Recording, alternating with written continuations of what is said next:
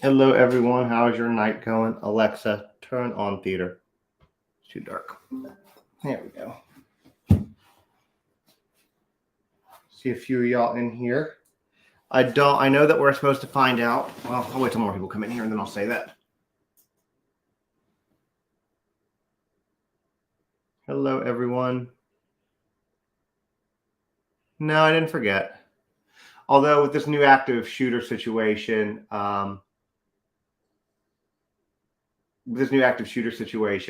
I don't know how much they're going to talk about. I know they're going to tell us the one thing because they told us that they would. So, anyways, we'll see. We'll see what happens. There's a new. For those of you who don't know, there's an active shooter on Michigan State University. Which thing in Ohio? Hello, Kathleen. Yeah, I didn't get to see Murdoch today. I was working.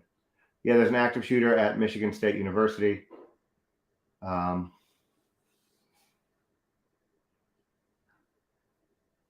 Yeah.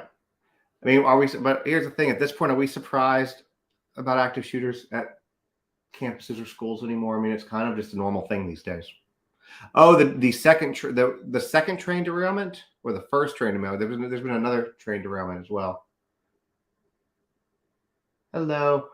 So everybody's coming in here on both sides. There's an active shooter going on right now. So Banfield starts in about 2 minutes. So we will, of course, be switching to that, but they might start off the hour with that because it's literally an active live situation. Speaking of end of the world, we can talk about the things that they've been shooting down, the unidentified objects that they've been shooting down. I tried to go post in the Idaho group that I was going to be streaming this for anybody who wanted to watch, and I even put in it like, you don't feel obligated to follow me, but whatever. And they took it down twice, so that's kind of annoying. The Idaho group is such a cluster. They won't allow people to show actual information, but they'll let people have every theory in the world. So, yeah, there was another. Yeah, the second train derailment. I forget where it is, but somebody I'm sure can tell us. But it was also chemicals as well. And somebody just said in here. Somebody said one of these two. Oh yeah, there's a video girl said there's been 4 train derailments, all with chemical leakage.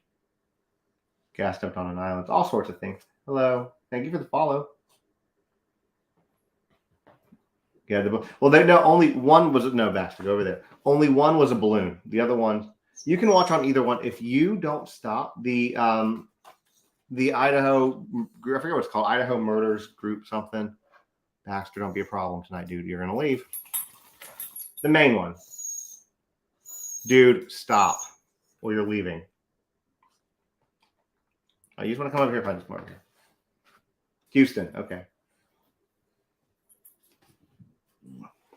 I'm on it. Yeah, it's YouTube. It's youtube.com/@Justin on TikTok, spelled normal without a 0 with the O, and that'll take you to my YouTube. And I am trying to get followers there. So this dog is always in trouble because he always whines constantly. He is a little whiny. Anyway, I'll stop there. Banfield should be starting any second now. I'll go ahead and turn off the lights. I'm going to turn it on too. Talking about the shooter. Thank you. He's pretty, but there are 3 shooters. Okay. You would give Baxter back, Abby. Yes, you're a good buddy.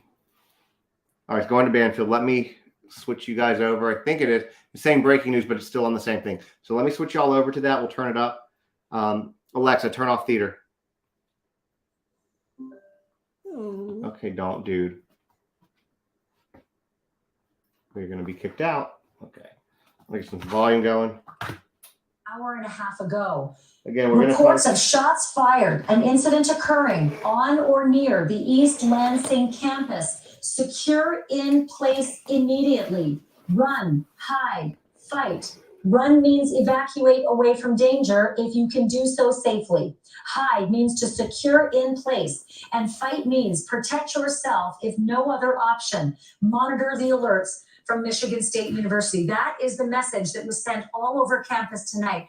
And now Hundreds of students are locked down in place, many of them in the darkness, told to turn their lights off and stay in a secure location. Others having been evacuated by local police who earlier tonight were able to evacuate some of the buildings. Here's the problem. There is a suspect who's been identified as a black male, short in stature and wearing a mask. However, they do not know where this person is. And at this point, they are reporting that there have been at least 3 different scenes where the shootings have taken place. Indeed, some of the students themselves have reported that they have heard shots fired. One of the locations was a place called Berkey Hall. Another location, Hubbard Hall. Still another might be considered a gymnasium. I may have a gymnasium confused with one of the other named locations, but we're getting all of this information in live as we speak. We are being told there are multiple injuries. The local news is reporting at least 1 fatality, although there has been talk of potential more fatalities, but we don't have anything confirmed at this time. I can tell you this, the shooting is thought to have begun at Berkey Hall, and that is a place for classes. So whether there were any classes, an hour and a half ago when this began, 8:30 Eastern time, an hour and a half ago, these students were told to shelter in place. And at this point, they haven't received a lot of other information. Many of them are listening to reports that they can get on radio. And there are others who said that they have nothing new since the initial report that came from the MSU alert, which is shelter in place, run, hide, fight. So many of them are literally in the dark. Some of them can see all these flashing lights outside of their windows, but you will probably notice in the backdrop of these shots that many of those windows are actually dark because they've also been told to keep their lights off, knowing that there's an active shooter on campus. Again, if you're just joining us, this is our live breaking coverage of an active shooting situation at Michigan State University.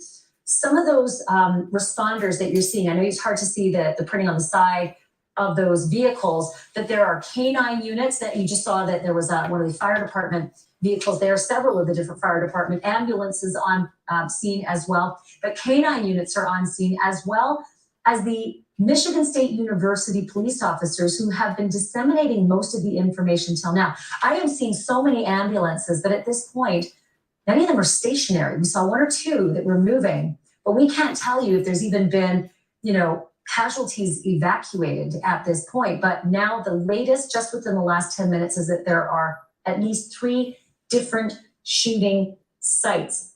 Also, want to let you know that the students themselves, some of them have reported that they think there's more than 1 shooter. That is entirely possible that they believe that because with 3 different shooting locations, it may seem like there are 3 different shooters.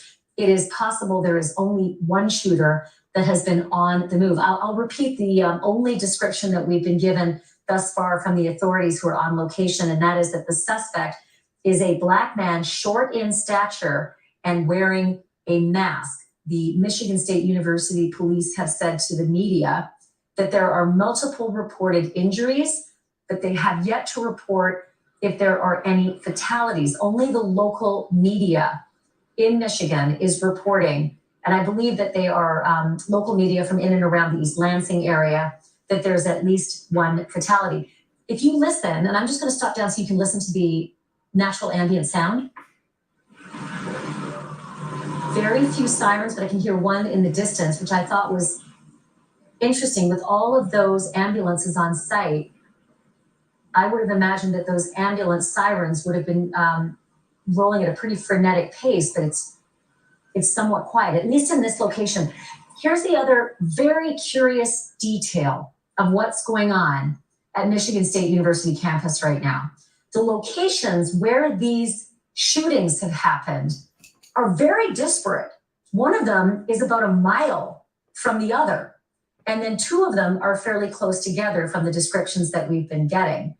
And so if there is 1 active shooter on foot, again, the description, a black male, short in stature, wearing a mask, he is really making a lot of geographical progress. Here, just look at some of these emergency vehicles I don't know if these are arriving at the campus or if they're leaving, but if they're leaving, they don't seem to be leaving at a very quick pace, which is something we always look for if there are severe casualties and they are racing them to the closest hospitals.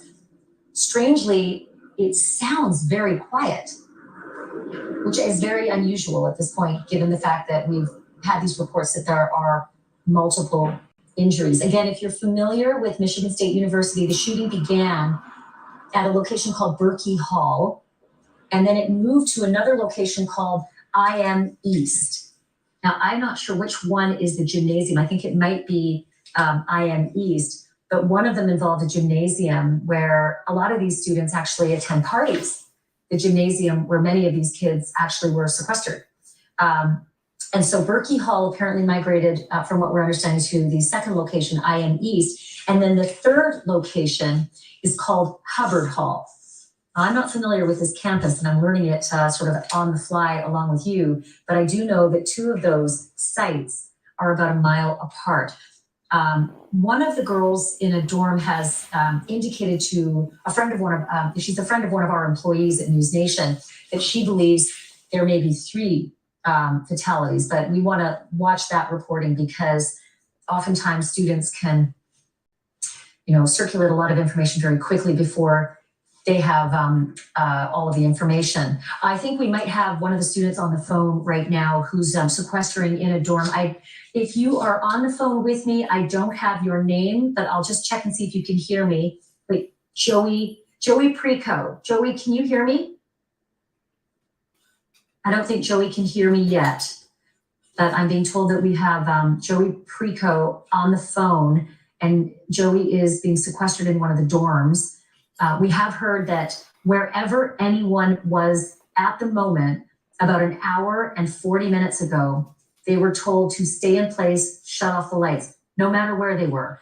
And some of the buildings were actually evacuated by local police. Now, don't forget, there are multiple different divisions that will respond here. I think first and foremost, the Michigan State University Police were there. You can see the FBI on the back of that jacket, so there you have that. So we've got FBI, we've got K-9, we've got Michigan State University Police, likely East Lansing Police are there, and I wouldn't doubt it if some of the other responders from other towns and cities around East Lansing have made their way there as well. Ambulances, clearly multiple ambulances. So my guess is that there are multiple different disciplines and divisions that have sent their responders to help in this. I remember during 9/11, responders were coming in from all over, from the tri-state area, from as far as they could, and they just kept coming. So when you hear that you might have multiple casualties, it is not unusual to have multiple different responders. I think Joey Preco is on the phone with me now. Joey, can you hear me? Yeah, can you hear us this time? Hi, thank you for talking to me. All right, first and foremost, are you safe where you are? Yes, right now we are. We believe the shooter has left our building, but he was in here a little bit ago. And I see that you're with a couple of other students. Can you tell me who they are? Yeah. I'm Joey's roommate, Declan Jackman, and this is... I'm Katie Nettle.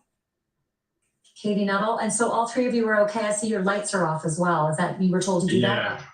Yeah. Yeah, we were supposed to barricade our doors, lock our doors, and just stay inside. Okay, so tell me where you are in relation to some of the reporting that I've just done. And I'll just, if you didn't catch what I was saying because we just signed on to this Zoom, that the shooting began at Berkey Hall, migrated to IM East, and at latest report was over at Hubbard Hall. Where are you located? Don't give me your exact location. Don't give me your exact location. I just want to be mindful of your safety. But, within miles, within, steps, how far away are you? Steps. We can actually hear the helicopters above us right now. And there's a lot of police officers and FBI and SWAT outside. We know that we could see them outside of our window a little bit ago. So you could see the flashing lights? Yeah, we could see the shooters run across the street actually. Sorry, can you repeat that? Did you say you saw the shooter run across the street or you saw the responders run across the street? I believe we did. We believe we saw them run across the street. There was multiple reports because we were right next to the building where they were in. And you're talking in plural. You're saying they. Do you mean multiple shooters or are you referring to the responders? So We mean multiple shooters. We believe there's more than one, maybe two, a couple more. We're not sure. Everyone we've been talking to, and we've been listening to a police broadcast station. So we believe there's more than one. Can you tell me what you saw exactly when you said you saw them run across the street? Can you describe it? Yeah, we saw 3 people dressed in black run into a car and jump into it. Yeah, but we're not sure if that was the shooters or if that was kids trying to get away, because obviously the last report was very close to where we are. So you you didn't see any guns, did you? Not visibly. We just saw the backs of them. Yeah. And then can you tell me, did you hear any gunfire either at any point or prior to that scene that you witnessed of the 3 people in black jumping into a car? I mean, we definitely could hear some shots off in the distance before, and we weren't quite sure if the ones near us were actually gunshots or what they were. They could have been bangings and other sorts. Have you heard any instructions being yelled out from the responders who are down below and outside of your window? We have not, but we have seen a lot of kids running outside, especially like 30 minutes ago. There was a big group of kids running out of the building. Have you barricaded your door? Oh, we have not. We have locked it, but we haven't really heard anyone on our floor. And have you been in contact with others who are in the dorm as to where they are, what they're doing? Yeah, we've been making sure all of our friends are safe and everyone's communicating with each other. Have you also been able to call the police and let them know what you saw and where you saw it and first of all, what kind of car? Do you recall seeing what kind of car it was that those 3 people jumped into? Was it a black? It kind of looked like a black Jeep. Jeep SUV. Yeah, Jeep SUV, but once again, we weren't really sure if that was just kids trying to get away in a ride from a parent or something or what. So. How long ago was that? About 20 minutes ago. 30, probably closer to 30 minutes ago. So it would have been about 9:55 Eastern time, 8:55 your time? Yep. I'd say around then, yeah. When was the last instruction you all had to stay sheltered in place? When was the last time you heard anything from, an alert or from a loudspeaker or from someone knocking on your door? We haven't heard any. We got emails from the school, obviously saying that there's an active shooter, but in terms of people like coming to our door and stuff like that, we've kind of just been staying here and making sure we're all inside and safe.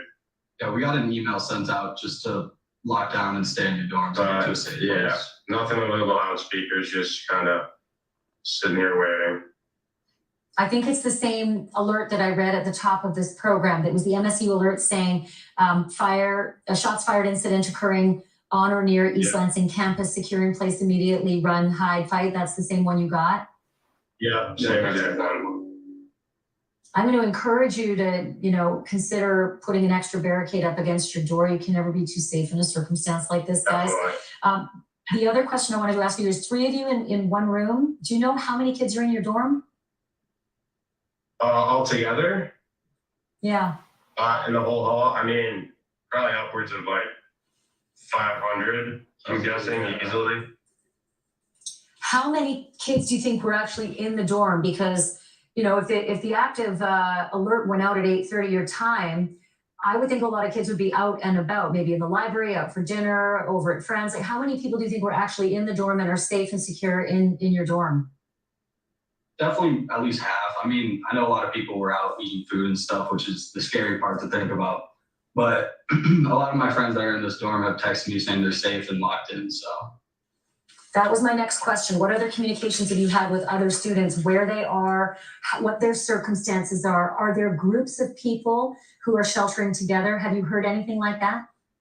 Yeah, definitely. We've heard a lot from our friends. Like I have my twin brother, he's over in Phillips right now, so he was in a room barricaded. And then same with other people in this dorm and around us. Everyone just staying hiding in their rooms. So. Declan, you said you have a twin brother? Yeah. And you've been in touch with him. Where did you say he is? And don't tell me the exact place. Just how far from you? He was over by where the shooting first started. Which place is that? Was that near Berkey Hall? Yeah, near Berkeley and the Union.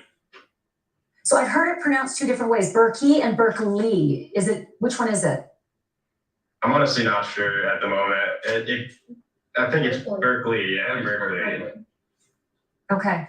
And when you said to me you thought that there might be, you said to me you thought there might be more than one shooter. Did you feel that way only because you saw the 3 people, or did you feel that way because of the multiple locations and how far away they were from each other? Yeah, we feel like there's obviously, I think, can like confirm that there's obviously more than one, because I don't think this one person will be able to go and hit all these different places in such a short amount of time. That's the only reason why. Yeah, and when we were listening to a broadcast, and they were giving out a couple descriptions of different people that they saw running down the streets with holding guns. Well, I mentioned this once before. I'm going to mention it again, just because we're talking to you on camera. We've not told our viewers where you're located. Please don't mention the dorm where you are, but that you're locked in your room. Not a bad idea. I'll mention it again, to barricade the door as well. Put something in front of it just as an extra precaution. Next question for you. Do you have any idea at this point how many first responders are sort of within view of where you are? We're seeing one camera angle, and every so often we'll see another one, and it looks like dozens. But for all I know, I can't see the whole campus, and I don't know what view yours is compared to ours. There could be hundreds. So do you have a feel for how many first responders are out there? Well, I know a couple minutes ago, they've sort of cleared out this area because there was a shooter in our building, we believe, and they also found some evidence of it. But there was at least 200-300 cops out there, and there's helicopters still going over us right now. You can still hear the helicopters above? Yes, we can. Well, we are getting reports that there are fatalities. There's some social media, which is, never the best source to report of some photographs of some fatalities. So this is extraordinarily serious, and I do mean it when I say take the utmost precaution, kids. Have you all been in touch with your parents? Yes, we have. Okay, so they know where you are. They know where your twin brother is, Declan. They know. Yeah. Everybody's got us. I don't want you being on television without your parents knowing first that you're safe and secure where you are. Yeah, no, obviously checking up on friends and family first. So making sure everyone that we know, and everyone that obviously is close to us, is safe. Kids, I'm going to imagine that you're in your early 20s or thereabouts. And I have to say, when I was in college, I would not have been as calm as you. And I think it might speak to the generational difference in how many shootings there have been as you've grown up. I'm assuming that you've done active shooter drills in your maybe even elementary schools or middle schools or high schools before you ended up at Michigan State. Yeah, we definitely did a lot. I mean, all throughout elementary, middle school, high school, like you said. And I mean, it has sort of prepared us for this moment, but being in here is kind of surreal. I mean, of course, we're going to be nervous and scared, but we just have to stay through it and continue to contact our loved ones and everything. Katie, do you want to add to that? I feel like he covered it pretty well. I agree. I just think that we need to hope and pray that everyone we love and know is safe and everyone's doing okay. Have you all been able to get a hold of all of your friends? Is there anybody you have not been able to get a hold of that you're concerned about? As of now, everyone I've talked to is okay, so that's good to hear from you. Yeah, same with me. Okay, don't go anywhere, guys. I just want to, for any of the viewers who are just tuning in, I want to update them as to who you are and what we're covering here. Joey Grieco and Declan Jackman and Katie Nuttall. Did I get that right? The last name? Yeah, correct. Okay. Yeah. Okay. I'm speaking to 3 of the students at Michigan State University.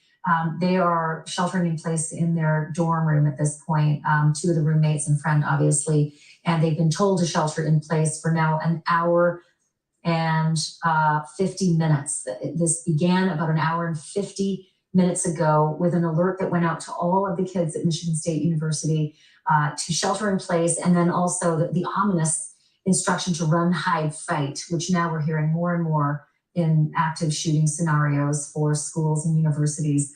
That if it gets close to you, these are the instructions. Run first. If you can't run, hide. If you can't hide, ultimately fight. I'm going to come back to Joey, Declan, and Katie in a moment, but I want to just bring you up to speed on some of the the latest information as well. Again, this is a shooting that we believe has taken place in 3 different locations at Michigan State University campus at East Lansing, Michigan. It started at Berkeley Hall, and then it migrated to another location called IM East. And I'm sorry, I can't tell you what IM stands for. I will work on getting that for you. After it migrated to IM East, about 45 minutes after that, it moved to another location called Hubbard Hall. One of those locations is a gymnasium. I heard one student reporting that police came and began escorting a number of them out of one of the buildings that they were in and into a safer location. Others were told secure in place. The actual instruction is secure in place immediately, but they've been left with that information and nothing else since for almost 2 hours. Multiple reported injuries, local news saying 1 dead. I have a tweet here. Let me just ask my control room. I have a tweet from Lynn McCain. I just want to ask the control room, has this been vetted? Can I report this?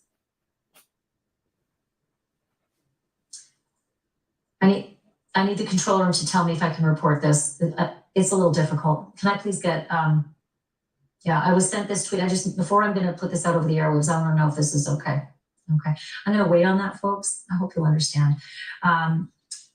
It's thought that there's one suspect. That's what the police are saying. But you can see the students who are on your screen right now, Joey, Declan, and Katie. And they're not the only students who said they feel that there may be more than one. It might be because there are multiple locations. It might be also what Joey, Declan, and Katie reported earlier, that they saw 3 people all dressed in black across from where they are, running across the street and getting into a vehicle and taking off. Now, that might have very well been, as they said, students running for cover, getting out of there. It may have been something else. Joey, can I ask you again? I think you already answered, but in case I missed it, were you able to call police and tell them about what you saw? Yeah, I called 911 and let them know, but there were also multiple reports going through. Immediately after, when we were listening to the broadcast, we heard the exact description go through. Okay, so you were also able to tell them that you saw, I think you said it was a black Jeep or a dark Jeep SUV? It was sort of far away. We couldn't get the exact thing, but I did get a video of it, so I need to go back and look at it. Could possibly do that. And did you let the police know you got a video of it? Yep, I did. And did they ask you to send it in? I haven't gotten a word yet. It was a very quick phone call. They've gotten a lot of reports tonight, so. Understand. If you need to jump off our Zoom to do that, please do that, okay? I don't want to hinder your communication with people who may be looking for that vehicle. Can any of you tell me about the gymnasium? Which one is the gymnasium? Is that Berkeley? Is that IM East? Or is that Hubbard Hall, the gymnasium where parties are held? I'm told. The gymnasium is the IM East, so the IM is the intramural East, so. It's a place where everyone can find basketball stuff. I have a couple friends that were working over there and they had to get evacuated very quickly from that spot. Okay, so that is a sports complex where, I had heard that there were dances and parties held there, but also that would have been a place where there would have been kids tonight at 8:30 local time, well, actually 8:30 Eastern time, right? 7:30, you got the initial notice Central time? I believe it was 8:30. Yeah, 8:38 is when we got the first notice. Central time? For our time. Eastern time. Oh, Eastern time, I beg your pardon, okay. So you said that you knew that there were some kids in that gymnasium and they were evacuated from that gymnasium? Yeah, they were told to run, and all the workers and kids that were held up inside trying to hide. Who told them to run, do you know? I'm not quite sure. I was just getting contact from my friends that were working in there. And do you know where they ran to? The next closest is our dorm, so they could have possibly ran here or just to get covered from another area. There's multiple buildings around. And did you say, Joey, that you knew someone who was in that, you knew somebody who was at the gym playing basketball? Yes, I did. Can you tell me exactly what they told you, or if you were able to get any information from them? All I really heard, I haven't been able to talk to him again, but he was working at, I believe, the front desk or somewhere around there. And when he had to get evacuated, he just ran off. So he said he was all safe though. He was working at the front desk and he's safe, you said, right? Yes, he was. Did he hear any shots fired? I believe so. He's probably heard the same ones that we saw or heard. Okay, if possible, I don't know if you can ask our control room or the people who contacted you to link you up with me on the air. If you could maybe connect him to our control room, we can maybe interview him about what he saw, what he witnessed, and what happened over at IM East. And that's intramural East. Thank you for telling me what the IM is, but that makes perfect sense. It's the gym. So the first shots were at Berkeley Hall. The second shots were at intramural East, the gymnasium, and then the third shots at Hubbard Hall. How far apart is Berkeley from IM East, and how far is IM East from Hubbard? So Berkeley isn't too far away. It's maybe a mile, which is decently far for someone to cover by foot. But IM East is the building right next to us, and then across is Hubbard Hall, which those are directly near each other, just right across the street. And do you have any idea the length of time in between the shooting instances? Like, was it, the first shooting was an hour prior, and then the second two shootings, because they were closer in proximity, were tighter in time? For sure, I think, yeah. When I heard it was over at Hubbard, when we were listening to the broadcast, it was only probably a 10, 15-minute difference. Did you get an instruction to shut your lights off? We did not, but we thought that was the best situation to do. So it is a very prudent thing to do. We also went into our bathroom that we had into our room and just kind of hid in there for a little bit because there were cops coming into our building to look for more shooters. So tell me about that. You heard police officers doing a sweep of your building. You could hear them out in the hallway. Yeah, not on the floor, but we were sitting in here and like probably 30, 40 kids ran out all screaming like he's in the dining hall, he's in the dining hall. And that's when the cops came in and went in to sweep the building. Yeah, and I'm not 100% certain, but we did hear that there were fireworks and gunpowders in one of the bathrooms. I don't know if it was for a trap or what they were planning to do, but. Okay, now we're getting somewhere. Are you saying that this was in the dorm where you're currently located? Yes, it was. So it's believed that the shooter was inside your dorm earlier? Yeah. Do you know if that's been confirmed? I haven't really been no idea. Yeah, we didn't really want to leave, especially since all these kids came out screaming, he's in the dining hall, so we didn't want to start running away and get caught in the middle of something. So, and there were tons of police officers and cars outside of our building, but as of now, they've slowly moved away. I believe there's only like 2 or 3 still out there right now. Has your building been secured? I'm not positive, but seeing as there's like probably 2 or 3 or 4 cop cars left outside, I'm saying that they probably sweeped it and moved out of the back door. Have you been in contact with anybody else who's got a different vantage point than yours, and perhaps they can see if there's a bigger police presence somewhere at the front doors of your dorm, back doors of your dorm? Not yet. We haven't talked to anybody yet, but at the front of our dorm, the police have definitely moved to a different area because there's not as much out there. And then did you say that, pardon me if I misheard you, that the shooter was running through the dining hall and left the building, or do you know what was the status after the report was that he was in the dining hall? We're not really sure. Just like I said, we were sitting in this living room here and like 30, 40 kids ran out of the building all yelling, he's in the dining hall, he's in that dining hall. So obviously right after that, we immediately went to go hide in the bathroom. So we haven't really heard anything else on that so far. And that's the bathroom in the room where you're located, correct? You didn't make a second change. Yeah, we didn't have to leave. Oh my goodness.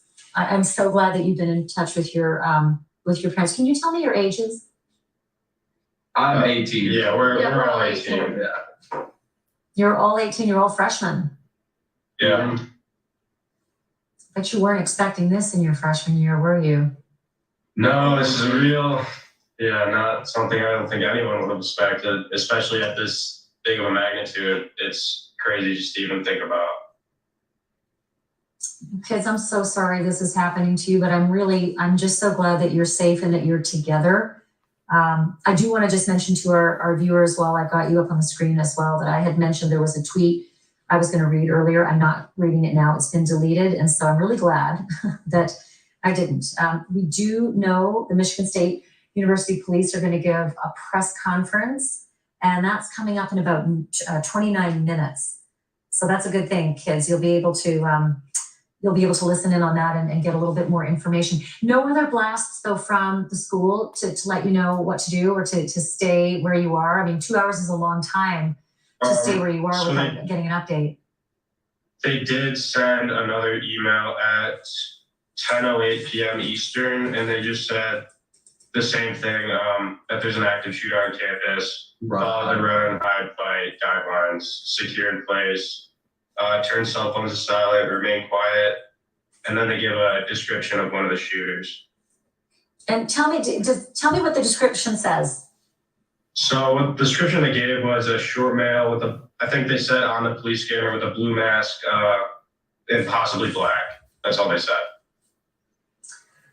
Blue or black mask. We're taking some of the live pictures down for security right now. And so some of these pictures that we're showing on the screen, it's pretty spectacular, actually. That's a really high vantage point. I'm guessing, guys, can you tell me if that looks like it might be from one of the dorms? Do you have dorms that are that high? Yeah, I'm guessing that's probably one of the apartments on Grand River. Okay. But you can see the helicopter spotlights. I think as they swing to the left, you can see that the helicopters, I'm assuming that's one of the helicopter spotlights there we go. Okay, here's something from inside one of the police cars that they, actually, I don't think that's a police car. I think that just might be someone who's at the scene and maybe sheltering in their car, which is a little frightening to think of. I want to just repeat some of the details because we're now 32 minutes into this broadcast. And for anybody who wasn't listening off the top, there's an active shooter at Michigan State University right now.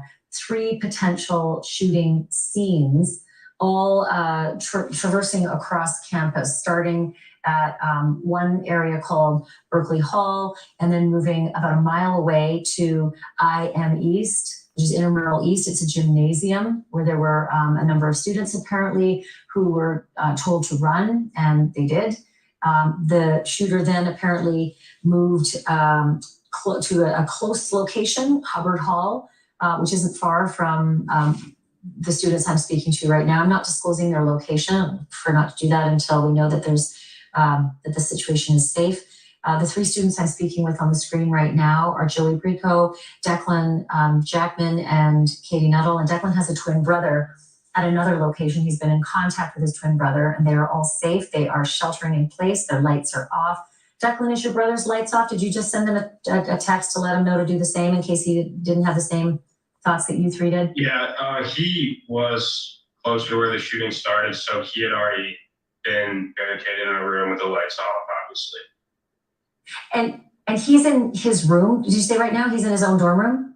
Oh, no, he was not in his own dorm room, but I think a friend's dorm room over by where the shooting started.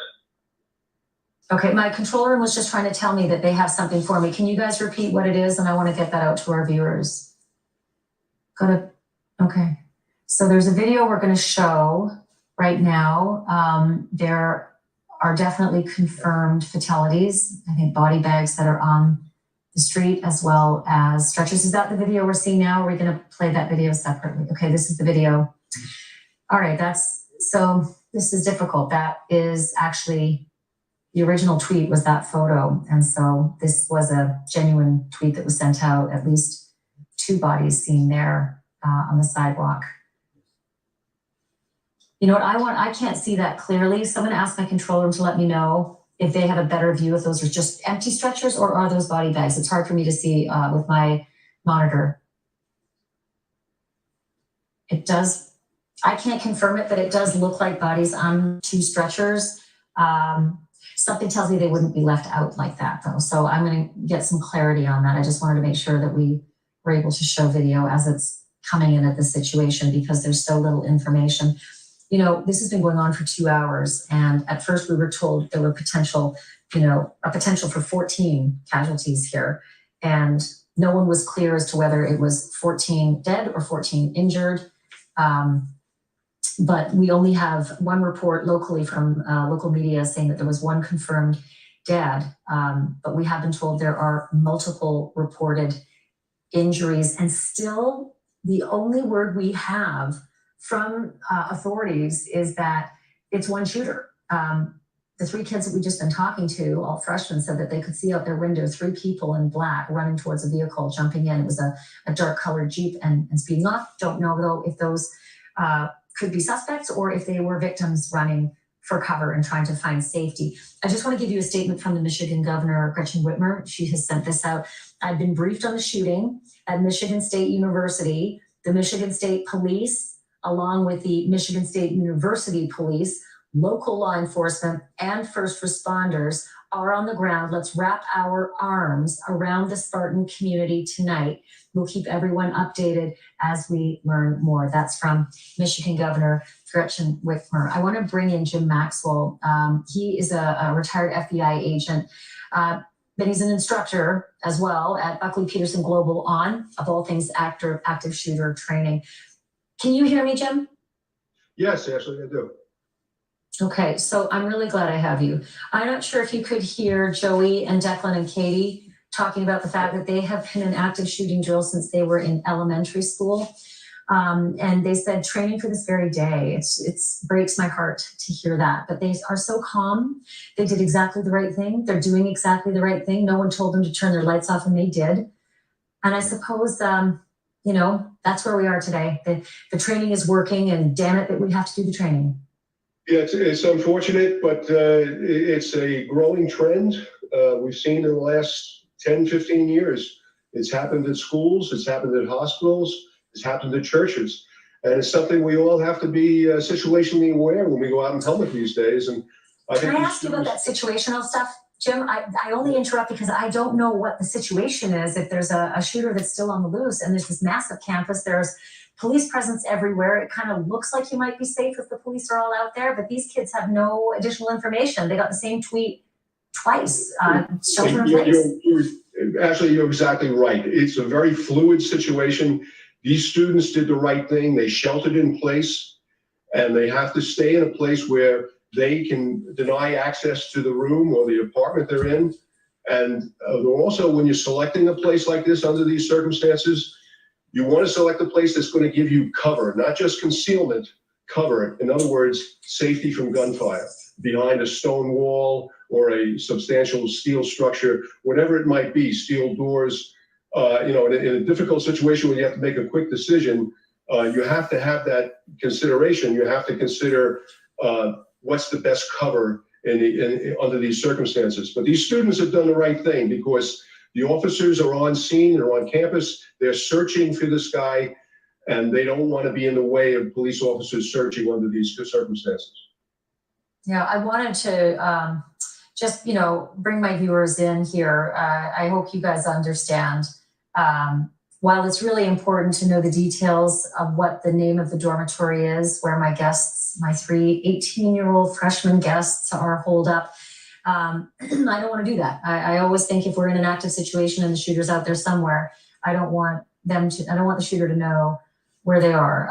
But at the same time, there's news that they made. They said that police officers swept their dorm, Jim, and said that there were 30 to 40 kids that were screaming, he's in the dining hall, and then said that there were fireworks and I think some other accoutrement that were found in the bathroom. That's a hell of a detail. Yeah, and it doesn't surprise me. If you go back and you look at the Columbine, the students at Columbine responsible for that shooting, they set primitive explosive devices and fireworks just to hamper the response of the police officers on scene. So that report doesn't surprise me at all. But you're going to have to give the police a chance to contain the situation and evaluate it, and hopefully within the hour they'll have some concrete answers as to where these individuals are and the circumstances of these shootings. So I want to just do a quick update of a few things, Jim, that again, some viewers are just coming online as they hear about this. That video that you're seeing, it appears they look like 2 stretchers, maybe with bodies on them. But Jim, can you tell me with your background in the FBI. Would they have left 2 bodies on stretchers like that? Or does that look like they're prepared to, to get I would casualties? lean towards preparing, having resources standing by. If we were dealing with a crime scene and the victims were already deceased, they'd have to preserve that crime scene and they wouldn't be moving bodies. If the people were still alive, yeah, there would be a Herculean effort to try to save those lives and move them as quickly as possible. But in a usual case where the victims have expired, the bodies would stay in place to preserve the crime scene and put this together at a later date, a later time. That's really what I thought. I mean, it just looked so daunting seeing that. But I think you're right. I think it looks worse than it may be. I just don't think that they would. First of all, I just don't think that they would leave 2 deceased people. No, I don't think they'd leave them out on the journey. No, that doesn't make sense to me. Yeah. Okay. Yeah. A couple of updates. Just want to let you know. So multiple reported injuries, at least 1 dead according to local media. Initial reports said there could be as many as 14, but they didn't say whether that was casualties or dead. So that's disparate. The suspect they're looking for is a Black male, short in stature, wearing a mask that's either blue or black. That's a tough description. It's not a lot, I know. 3 locations so far. And here's the good thing, Jim, and I hope you can back me up on this. The last time we heard of a 3rd location where shots were fired was, I think, about not quite an hour ago, maybe 50 minutes ago, but nothing since. And that might be good news. Yes, it could be one of 2 things, that this individual successfully fled the area, or he expired on scene by taking his own life, which is usually the case in these matters. Or maybe he didn't take his own life. Maybe it was taken for him and we just haven't been updated. Police officers addressed it, yes. And that is another logical conclusion.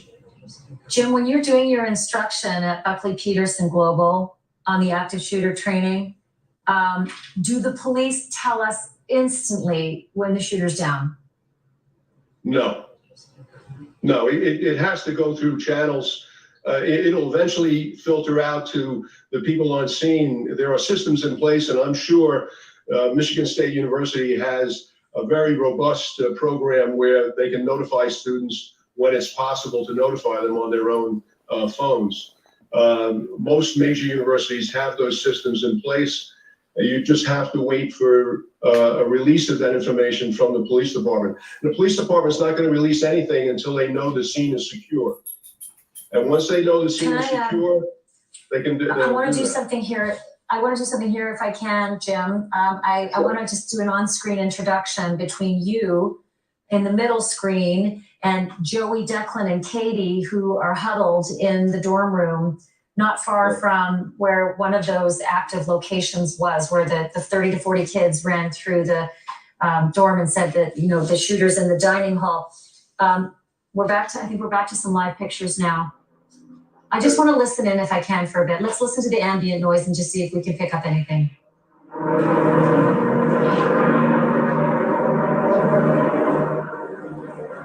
I can hear those helicopters the kids were talking about. Yeah, I believe that's from my dorm. It's right outside right now. You think that's right outside your dorm? I mean, we can hear that helicopter outside our window, yeah. Okay. This is a very interesting tactic. Jim, I was going to introduce you to the kids. I'm going to wait on that for 1 second just because I want you to do some play-by-play for me. They're literally shining the light in each of these windows. Tell me what you think. I mean, this just sounds like needle in a haystack kind of search. No, this is a very meticulous, time-consuming search. Every time you step around a corner, you may encounter an armed individual. So it has to be slow and methodical. When my years on the SWAT team, when we did searches, it took a long time to successfully clear a building. Now we're talking about 3 buildings and a large campus area. You need a lot of manpower, and it has to be done in an orderly, timely manner, and it has to be done safely. You just can't rush in unless you know the individual's there. But if you're searching for a hidden individual, you really have to be methodical and very deliberate in his process. So that gives me I'm going to ask a question for the kids of you, Sure. Jim. I just told you they're sequestered in their dorm. They're hidden. They've got their lights off. Their door is locked. Yeah. What happens if someone knocks on the door and says police? What are the kids supposed to do? Are they supposed to believe that? No.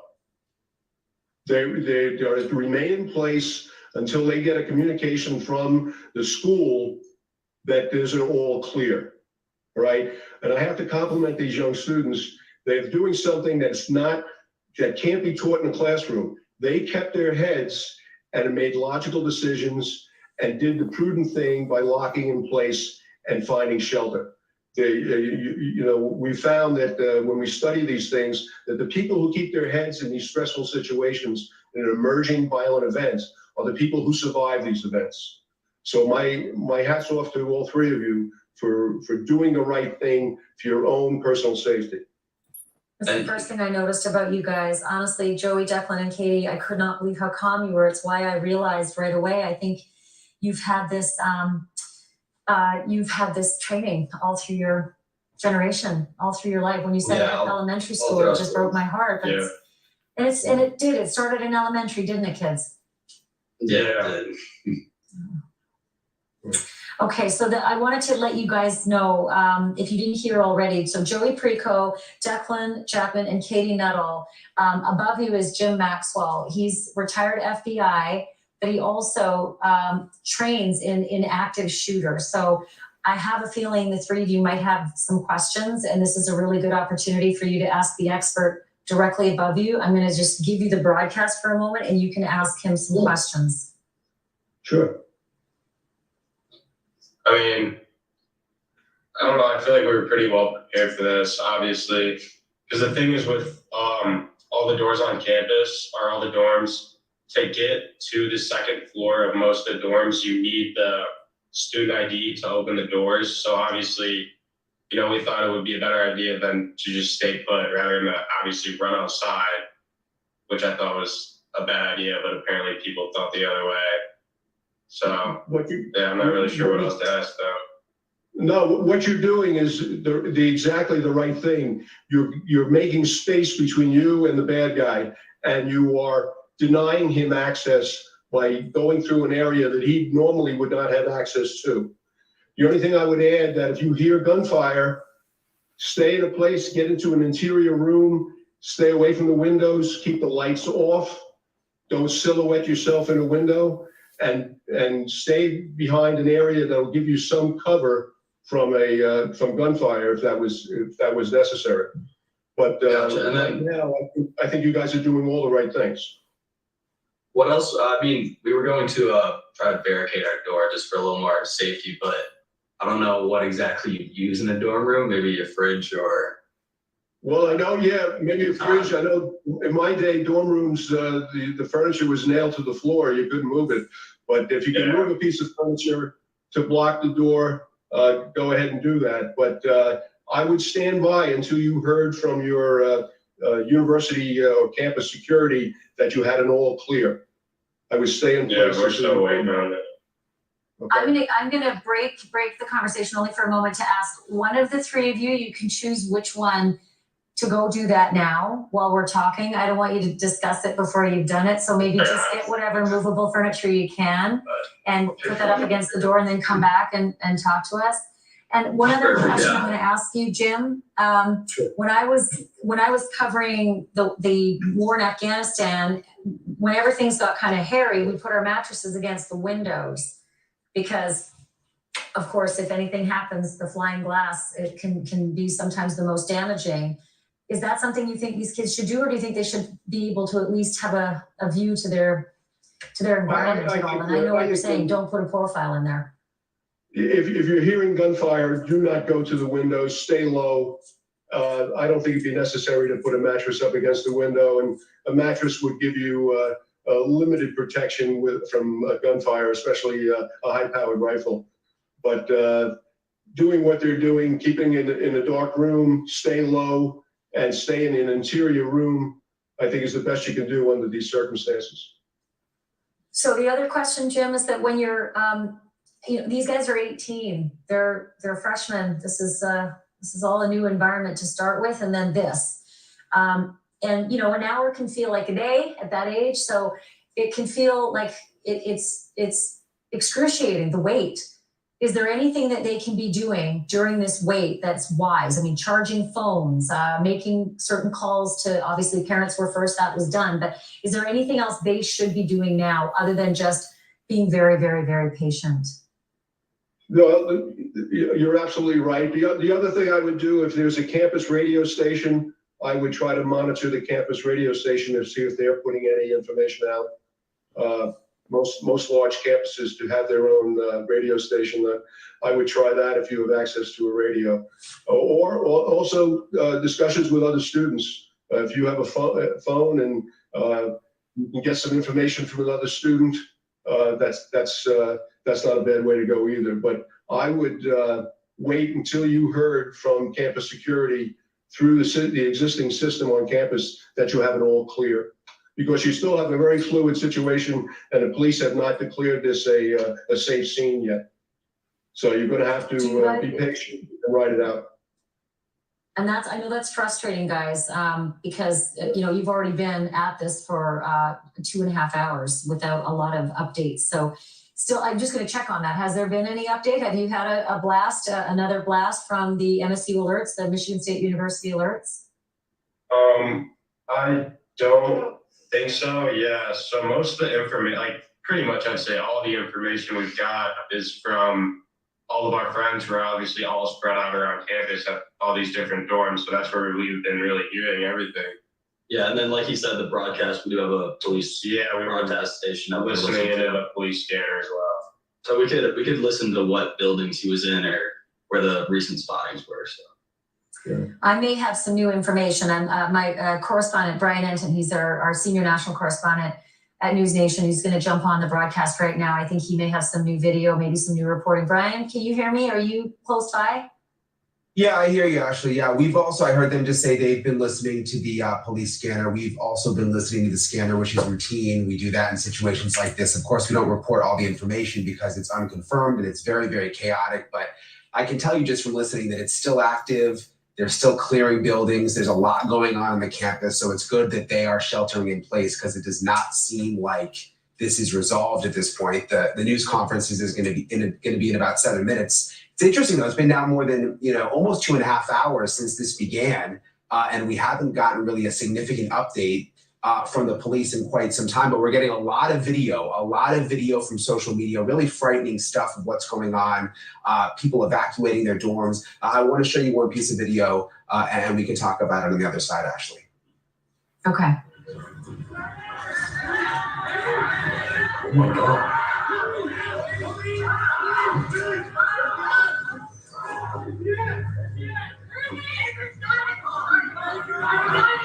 Acres dynamo, shit, dude. What the fuck, dude? Holy fuck. Oh my God.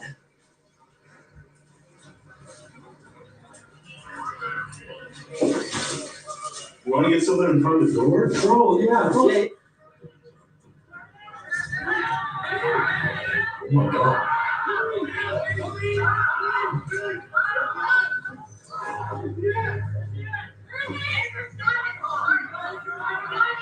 Acres dynamo, shit, dude. What the fuck, dude?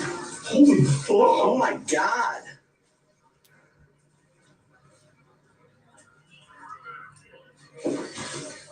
You want to get something in front of the door? Bro, yeah, bro. Okay, so Yeah, definitely hits Brian, home. I just wanted to apologize for the salty language. This is breaking news, and that was real. Those kids are really in, crisis, and they're scared, they're terrified. So we're giving you the real raw image, and I apologize again for the language. Go ahead, Brian. No, I was just going to say, you can hear in the moment just how raw everything is. We just learned from Michigan State University, all campus activities have now been canceled, Ashley, for the next 48 hours, all classes, athletic-related activities. It appears that video there may have come from near looking here. Is it Hubbard? From Hubbard Hall? I think it might be Berkey. I think it might be Berkey Hall where it started. Okay. And then we got the reports of more shots at IM East, which as you reported is the gymnasium, and then at Hubbard. But it appears that may have actually been from Berkey Hall where all of this began around 8:30 p.m. Okay, and the very jiggly camera view that you're seeing right now is a live picture, and we're just bringing the feeds into you and giving them to you. So if you see a reporter step in front, it's because sometimes it's an affiliate and they're getting ready to do there's one right there, getting ready to do live reporting. So we're just bringing you as many angles and shots. And obviously these are some of the kids. I want to listen in. Can we crank the volume, please?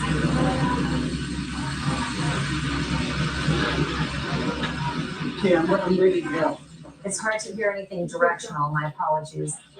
And any minute, that local reporter is probably going to need that camera back from us as we. And that clearly does look like they have sequestered a large group of people. Trust it now.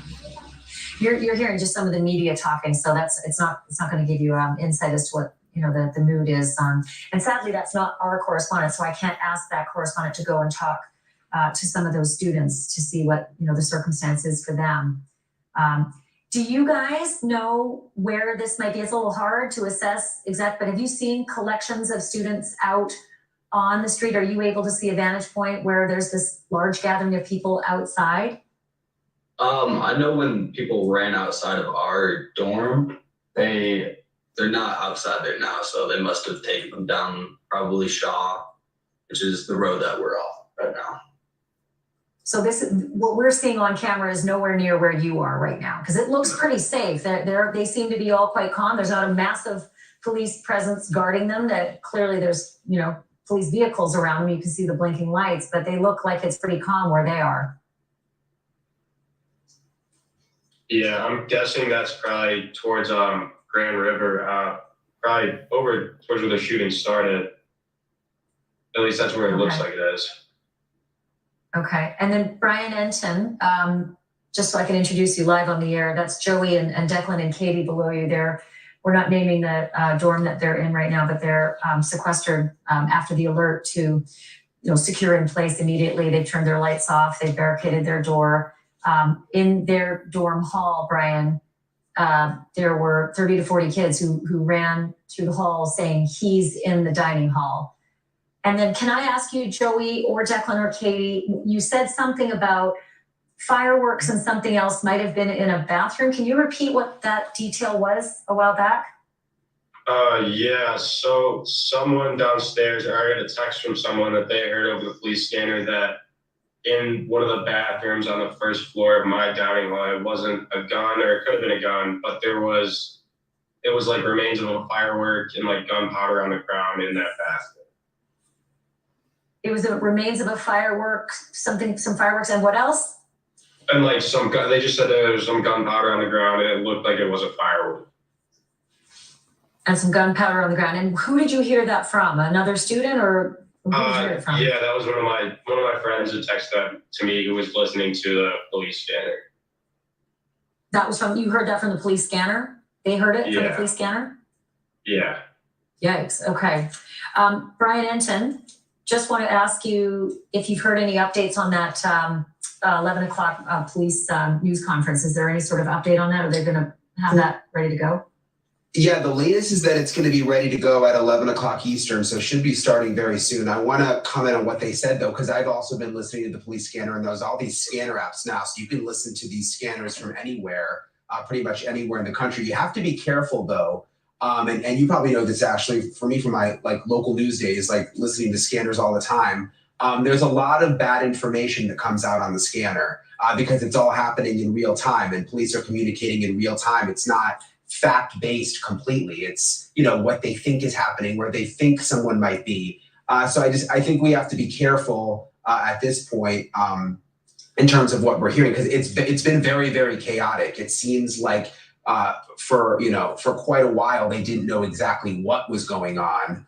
I do want to ask them, if you don't mind, something I was wondering though, Ashley, because something I thought was interesting, where this started, Berkey Hall, if you guys can explain to us, that's quite a ways away from IM East the gymnasium. I think it's almost a mile. And just going off of what I was listening to on the scanner and what police are reporting out, it seems like the shots were heard at Berkey and then at IM East, not that long later, which made me think, like, could the person have made it there in time on foot? Is it possible that there may be a vehicle involved? Yeah, I think my roommates, obviously, and all my friends are pretty much under the assumption that there was more than one shooter, just because, you're listening to this police scanner and you're hearing, oh, there's shots here, but then you hear again, like, 2 minutes later, there's more shots like a quarter of a mile away. So it wasn't really making sense that there was only one guy, that he was able to run to all these different dorms and all these dining halls, and obviously like the intramural buildings that quick in that short amount of time. Yeah, and we're not 100% sure, but we were hearing a lot of different descriptions of different people or different gunmen. So there could be multiple. So, you know what, I want to ask you about that, Joey, because the description that came out from the police, and that's the only one we've had so far, was a possible black male, short in stature, wearing a blue or black mask. The 3 people that you saw, all dressed in black, did any of them sort of fit that description? I don't believe so. That's why we weren't 100% sure. But we also did hear about someone running down the street with a longer gun, more of like an AR gun, and the other one was described to have a handgun. Where did you hear that? The police scanner. So again, it could not be 100%. So on the police scanner, you heard, or your friend heard, that there were possibly 2 different people running down the street, one with a long gun, one with a short gun? Yeah, I was listening to it, and that's what they were saying. You heard that yourself on the scanner? Yep. And yet still nothing from the university. Hey, Brian, I'm just seeing that we're 2 minutes past countdown for this news conference. Have they updated? No update. I keep when checking.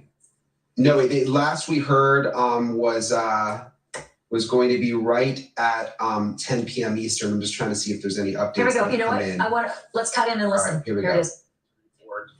That there has been an incident on the campus of Michigan State University.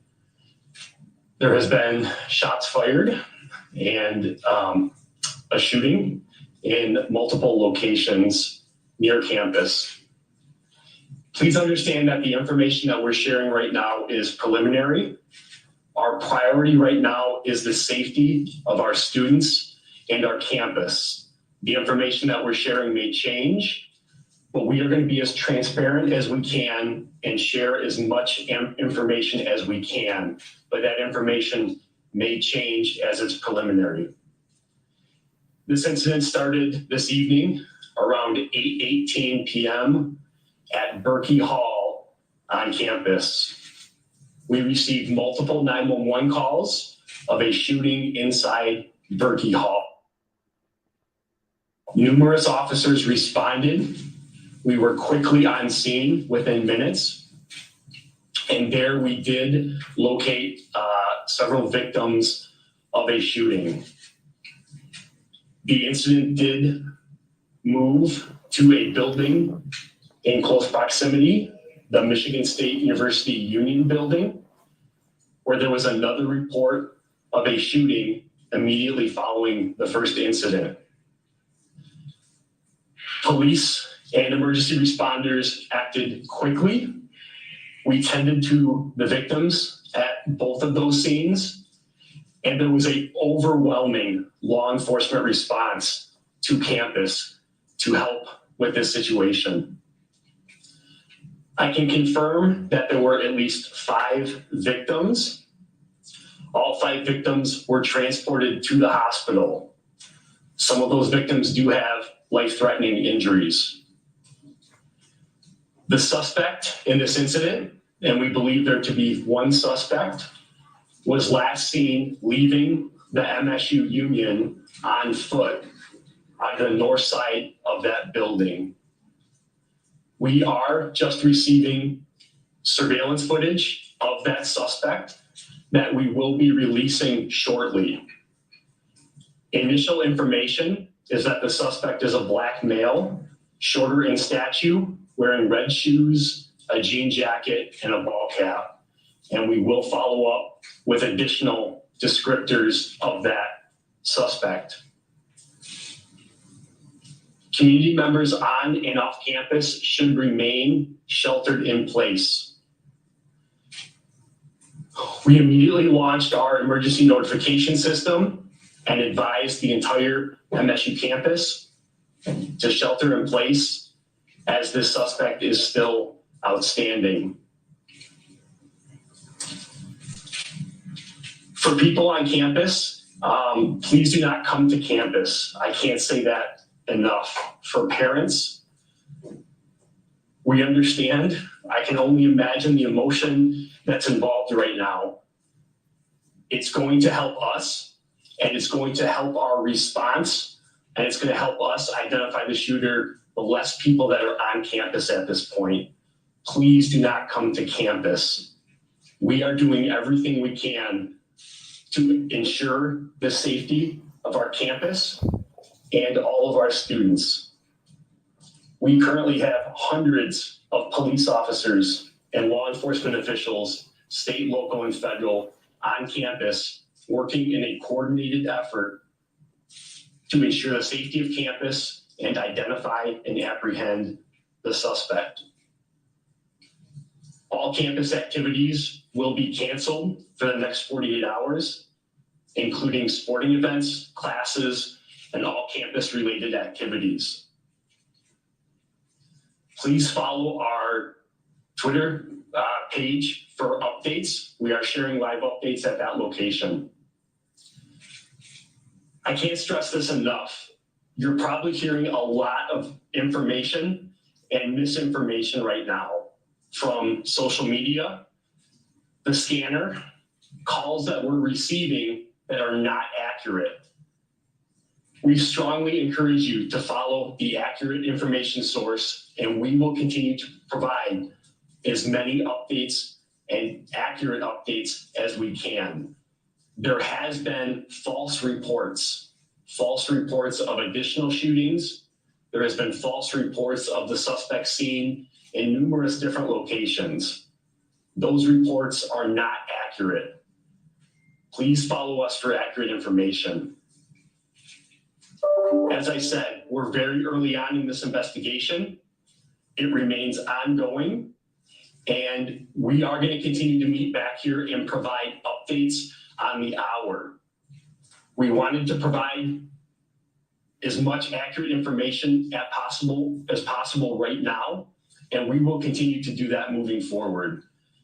As I said, information is very preliminary at this point, and we are working very hard to gather that information, to accurately get it out to our community, to students, to parents, and to everybody who needs that information.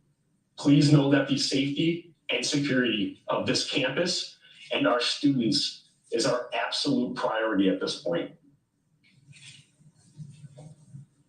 We will meet back here at midnight for an additional update.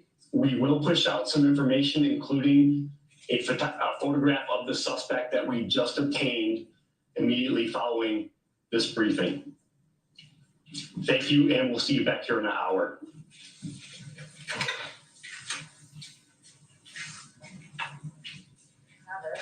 Okay, so that is Interim Deputy Chief Chris Rosman of the Michigan State University Police. I could hear it in his voice. He's rattled, understandably. I think there's a huge update here. And kids, I know you're listening, so this is great for you as well to hear. It does not appear that there has been a fatality. He did say 5 victims were shot and have been taken to local hospitals, some of them with life-threatening injuries, but he did not say that there are any fatalities. I think that local news report that said 1 fatality is wrong. So, I mean, let's pray that these kids are going to be okay if they're kids. A couple of other things that he mentioned. He said 2 locations. He said Berkey Hall and then the University Union Building. Joey, Declan, and Katie, the University Union Building, is that IM East or is that Hubbard Hall? Because he only mentioned 2 locations this time, not 3. So the Union Building is a different building in itself. It's over near Berkeley. It's on Grand River, which is, I believe, where the shooting actually first started, is what I heard. So Okay, and I think we've lost one of you. Did we lose Declan? Is he in the room still? Yeah, he's coming back in a second. Okay, he's keeping the door barricaded though, right? Yes, he is. He just had to go use that. Okay, a couple of things. I just want to remind and update our viewers just to summarize some of the information in that news conference that's critical. There will be surveillance video of this suspect, and a more fulsome description of the suspect was given as well. A black male wearing a jean jacket, red shoes, a ball cap, short in stature. Earlier, we had heard wearing a blue or a black mask, but the fact that these, there's some surveillance video that they're going to be disseminating soon, that'll be extremely helpful because they still do not have him. He is still at large. And so that shelter in place, I'm sorry to say, kids, is going to stay for a while. You're going to have to be patient for a little longer, but at least you heard it right from the horse's mouth, right? You heard the interim deputy chief tell you that they know you're there, and they are going to, and they asked you to stay alert with Twitter because they're going to send out updates via Twitter. And so you will be able to hear, news that way. They're also asking parents to stay away from campus at this time, understandably. This would be a pretty complex situation. I'm still a bit gobsmacked that there are kids out on the street because this shooter is still active. But there are hundreds of state, local, and federal officers who have responded to this. Not unexpectedly, all campus events, classes, sports, events, activities have all been canceled for the next 48 hours. It began at 8:18. That's a little earlier than we had first expected. We thought it was around 8:30. Now it's a little earlier, 8:18 at Berkey Hall. And then it migrated to the University Union building where there was a second shooting. There were victims in both locations that were responded to right away. They have evacuated 5 shooting victims to just seeing people with their hands up. I want to see what's happening here. Can we get any audio on that live feed? Daniel, I'm just looking at people with their hands up. We're missing all this.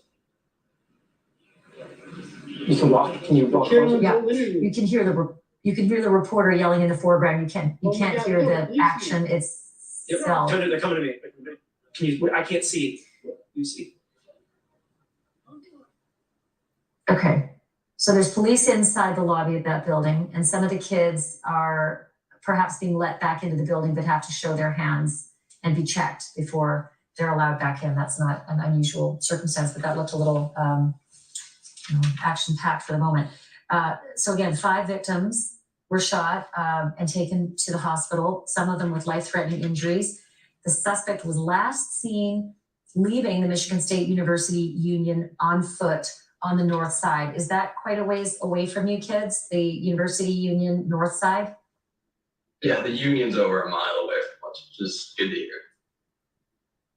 Yeah, let's temper that though, because he was last seen and who knows, where he could be at this point. So don't let your guard down at this point. The information that Jim Maxwell gave you earlier is really smart. Don't spend a whole lot of time by your window. Try not to show a profile in your window as well. And, by all means, if you hear any gunfire at all, stay a long way away from your window and get into an interior room like the bathroom in your dorm if you can. Can you kids stay for a little bit? I have to speak in a quick break, but I'm going to continue to update the very latest on what's happening in East Lansing, Michigan. You kids have been incredible. I can't thank you enough for helping us, with your eyes and ears right there on the ground. Quick break, back live in just a minute. All right, I need the commercials.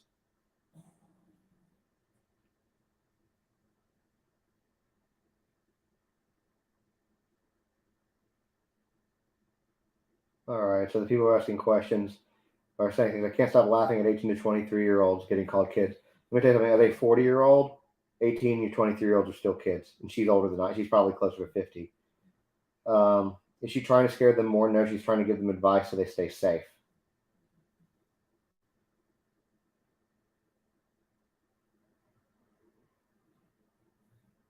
My thoughts are it's horrific, right? It's absolutely horrific.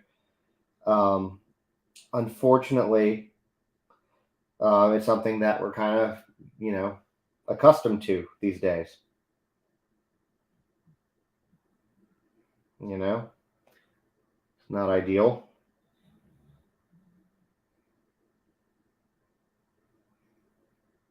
An 18-year-old would have been 18 to 23-year-old would have been born in like what is it now? Like 23. So what, like 2002, 2000, yeah, or I don't know, 2005, whatever to 2000. Those are kids. Those are babies to me. But that's not relevant. I can't math today, guys. No, it sucks. The whole thing sucks. The shooting situations, they're just terrible, and we have them so frequently. The fact that, I graduated high school in the year 2000, so I graduated shortly after Columbine happened, and in my lifetime, that was the first like real school shooting. We didn't grow up with active shooter drills like these kids have. It's a shitty thing. When my nephew was, I don't know, 4 or 5 at preschool, they started with the active shooter stuff, and he was worried that his teachers were going to get killed. So, I mean, that's what's happening. So, your class of 2002, awesome. That's 82ers got to stick together.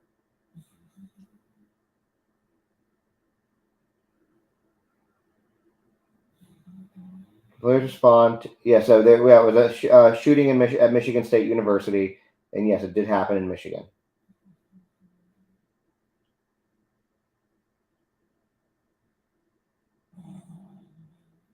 Yeah, we did fire and tornado drills.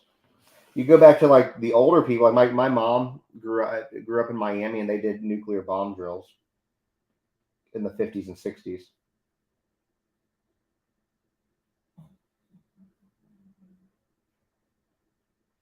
This is also, by the way, being streamed live on YouTube, and the chat's a lot slower for anybody who wants to go look at it there, just so y'all are aware, because I am trying to build my YouTube presence, so feel free. Yeah, they actually, the same drills that they did, Doug, for my mom's drills, like in Miami, because the Cuban Missile Crisis, they pointed the missiles like right at them.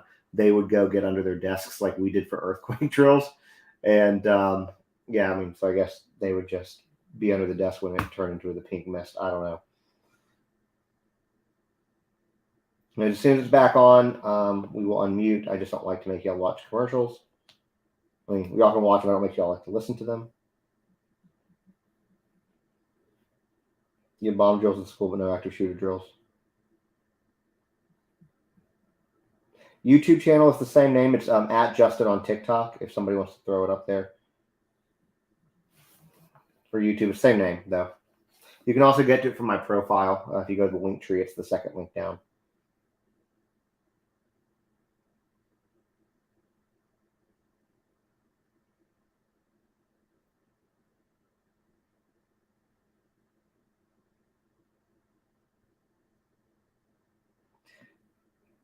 Here's the thing. So we're all talking about gun control and stuff in here. I own firearms, okay?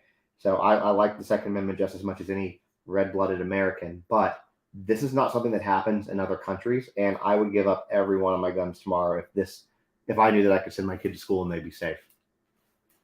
Shooter who's still on the loose somewhere around or on the Michigan State University campus. 5 people were shot earlier tonight and were rushed to the hospital, some of them with life-threatening injuries. We just got an update from the Michigan State University Police interim chief, and he did not say that there were any fatalities, but he did say there are multiple erroneous reports. And there have been a lot of reports saying 1 person dead, but the interim chief just said it. His name is Chief Chris Rosman with the Michigan State University Police. He said 5 shot and taken to the hospital, but we do not know that there has been a fatality at this time. So just, there are moving parts. The most important thing is, though, that there's going to be surveillance video at any moment that they're going to release to us. And so we're watching the inbox for it, because the minute we get it, we're popping it up on that big box right there. And it shows the suspect fleeing on foot. And it's how we got a better description of this suspect. Originally, we had such a nebulous description of black male. He was short in stature and he wore a blue or black mask. Now we know more. Still short in stature, black male, but jean jacket and red shoes along with a ball cap And then the pièce de résistance will be the surveillance video, hopefully, that will be, released shortly. We'll be able to show you exactly who it is the police are looking for. And again, just to update, because there's been a lot of, weird information. You know what? I'm being told we are just bringing in that surveillance picture. So it is being spun as we speak. So any minute it's going to pop up on the screen. Just, you're going to have to be patient with me for a moment. But there were 2 locations that the interim chief told us about, not 3, although it is really weird because Hubbard Hall was the 3rd location that reported hearing shots fired. But again, the Michigan State University chief said 2 locations. Berkey Hall was where it started at 8:18 p.m. local time, Eastern time.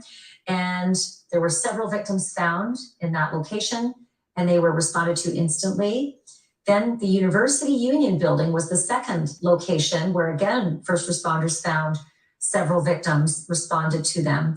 The chief said there was an overwhelming response by local, federal, and state police. So there is the description. I've got it in words while we're, spinning that surveillance video to get it on air for you so that you can see him for yourself, the person that they're searching for.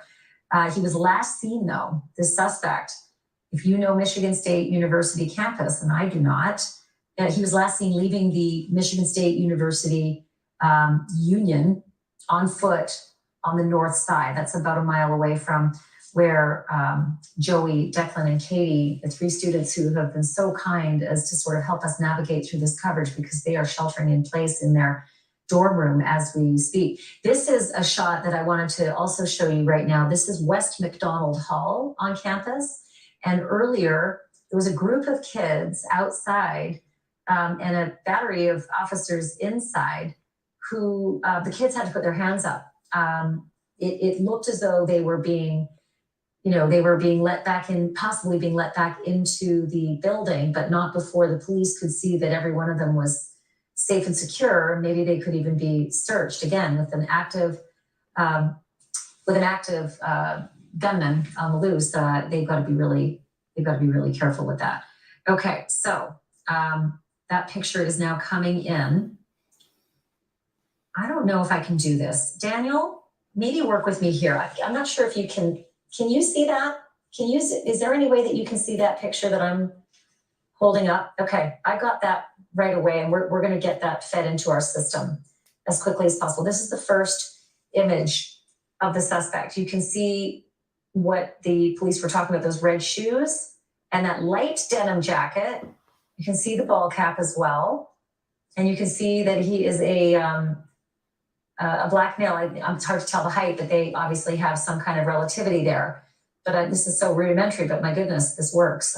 Get you a picture on the phone right away of this. This is the earliest image that I can show you of the suspect. And again, he's on foot at this point.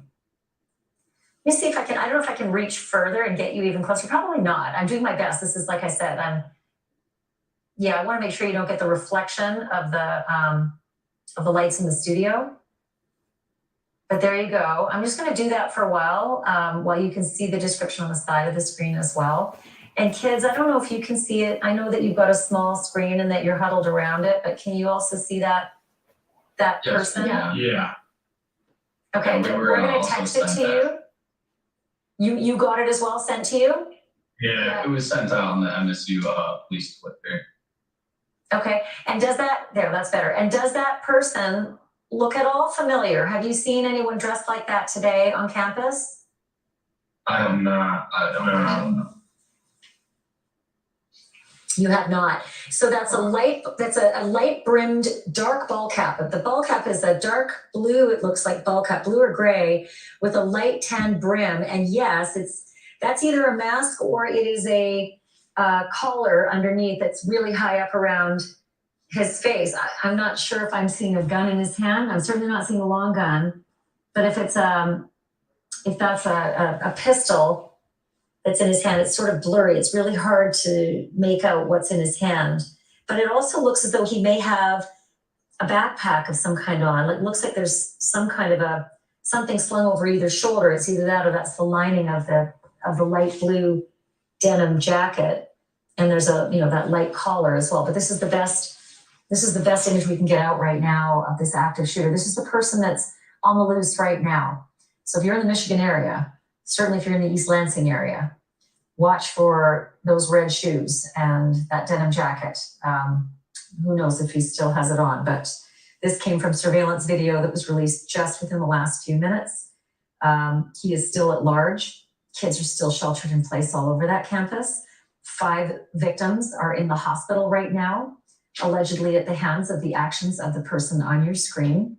And some of those injuries are life-threatening. So we're just gonna, as a nation, pray for the healthy recovery of those kids. And in the meantime, I've got Joey, Declan, and Katie, who are safe and huddled in their, dorm right now. Have you seen any recent activity outside of your dorm? Earlier when I spoke with you, it was dissipating somewhat? Yeah, right now there's only a cop car, but I can also see, I think another confusion with the multiple shooters going around is there's a lot of police officers that just ran outside of the buildings, not completely in uniform. Like right now I can see 5, I'm assuming they're police officers walking down the road with some pretty big guns. But there's not too many cops like there were earlier. So fewer than what we saw. And what about flashing lights? Can you see ambulances or any police vehicles? And again, don't get too close to the window, just if you're from the vantage point you're at right now. Yeah, we're good right now. We can see one cop with their lights on outdoors. We did watch a group of kids come in and they were getting patted down with their hands up before they could re-enter the building. Okay, that seems to be the protocol right now, probably all over campus. Anyone who's being released back into a building, we saw it happening earlier on the air. They have to put their hands up. We all saw it before you kids were born. Columbine, one of the most famous and one of the first biggest and most fearful school shootings.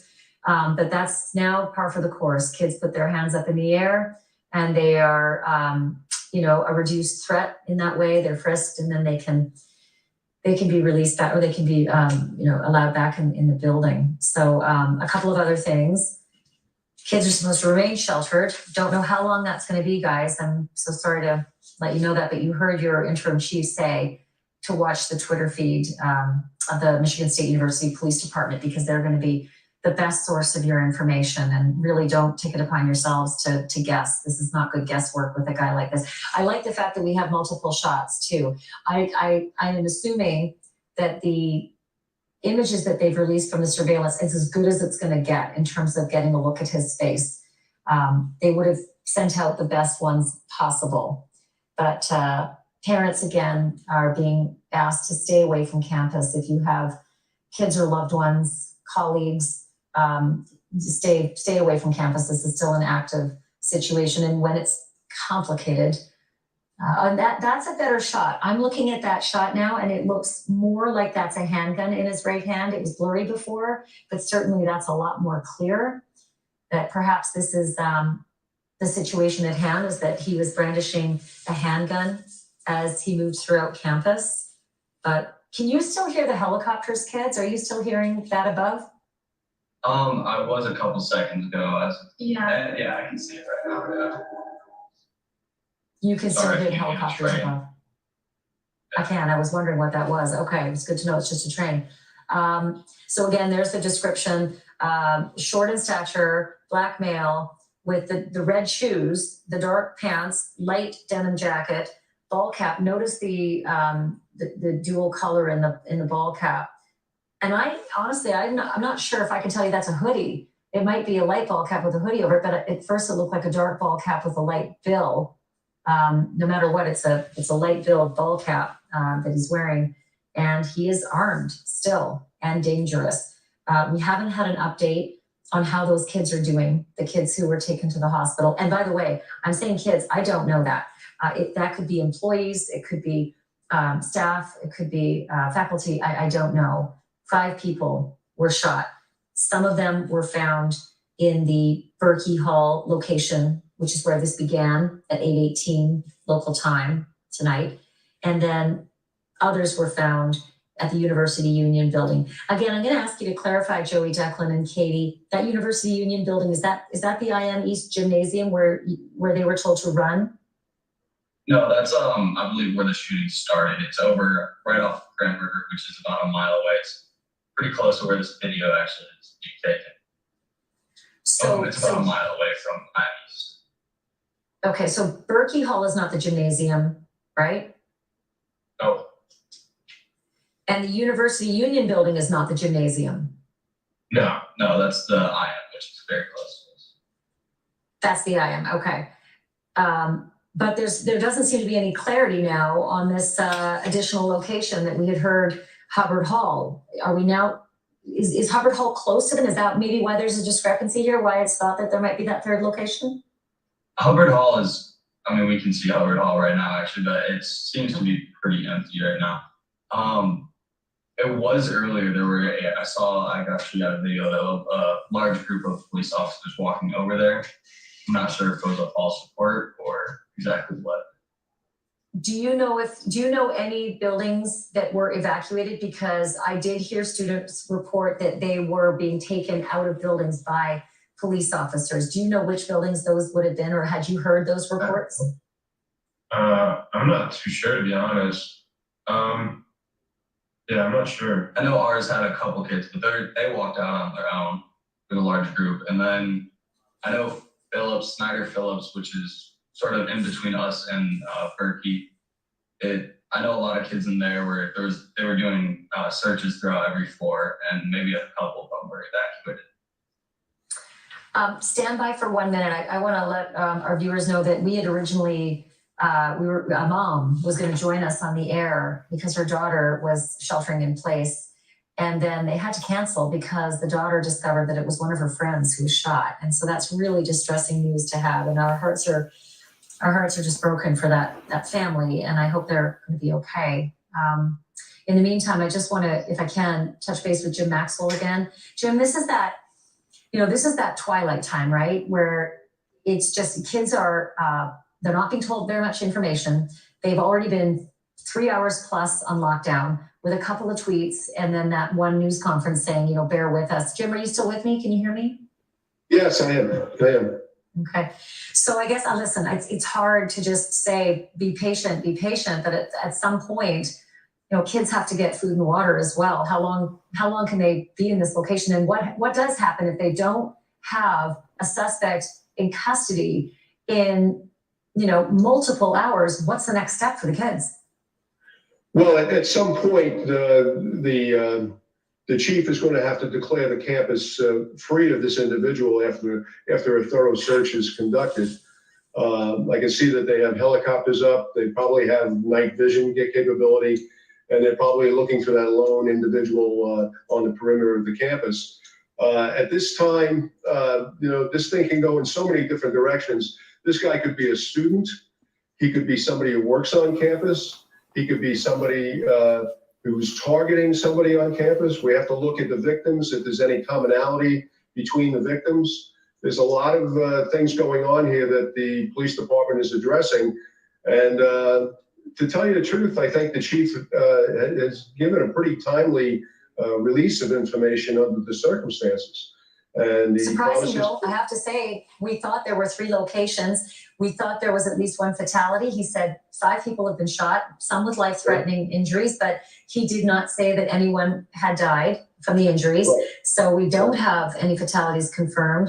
And the other thing is he said it was only two scenes. So I know that there's the fog of war, but what do you make of that we originally thought there were 3 scenes and now he's only confirming 2? I think when the 911 calls come in, people may be mistaken about locations and not familiar with the campus or give bad information initially. And that's how these things, mushroom into, a problem. But I think he narrowed things down very, very well and eliminated any of the rumors or misconceptions or misinformation that's been developed.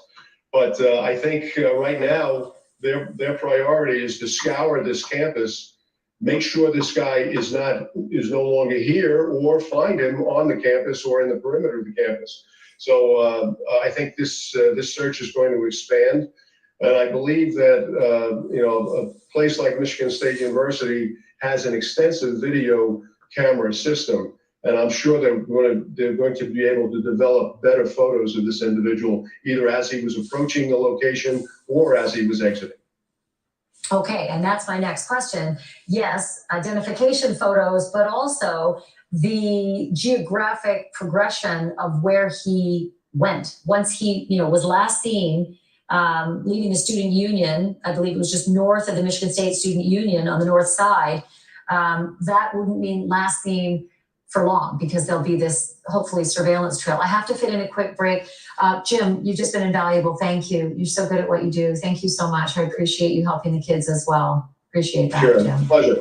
Thank you. Quick break, and I'm back with the kids and back with an update right after this. And we are waiting on another news conference. It's about 24 minutes away. We'll back after this.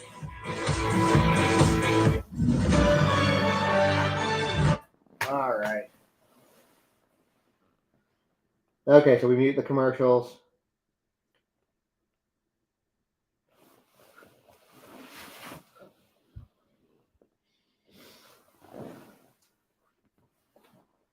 I'll just say for anybody that's in the TikTok side, if you want a slower chat,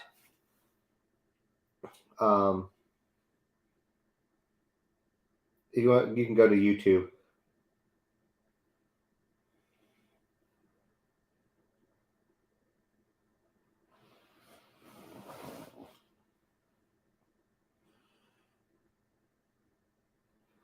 Well, I'm sorry. I don't mean to give you nightmares. I can't help what the news is doing. I'm guessing that they're not going to be releasing the I-911 call from Idaho tonight because Banfield is 38 minutes over and there's an active shooting. It will maybe be tomorrow night.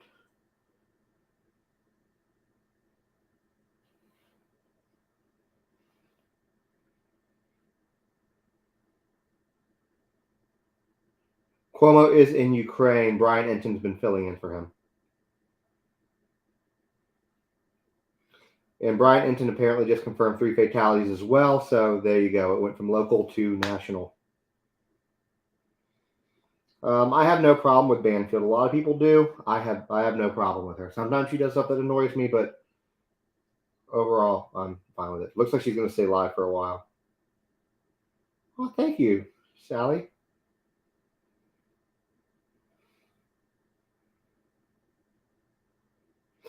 Yeah, that for Idaho to know the 911 call or who made the 911 call in Idaho is supposed to be released tonight. But then there was a shooting in Michigan.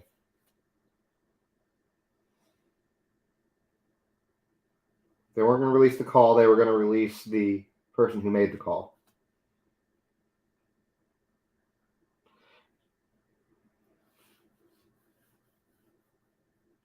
I have no problem streaming. Thank you, guys.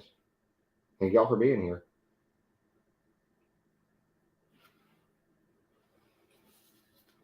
And here's the thing about the investigation. People get all up in arms about the gag order with Idaho. Most cases don't have a gag order.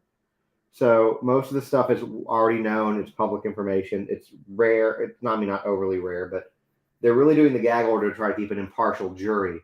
But I mean, you look at trials like Amber Heard and Johnny Depp or the thing in the Murdoch trial in South Carolina, they all end up finding juries despite the facts. So the gag order, people leaking stuff about the Idaho case is not going to harm the investigation or the outcome.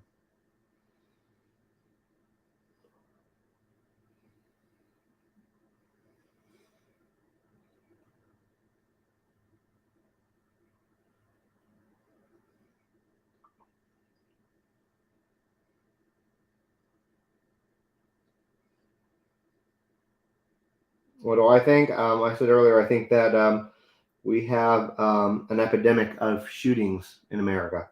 That's what I think, of mass shootings. That's what I think. And don't get me wrong, I like my firearms, but we have an issue.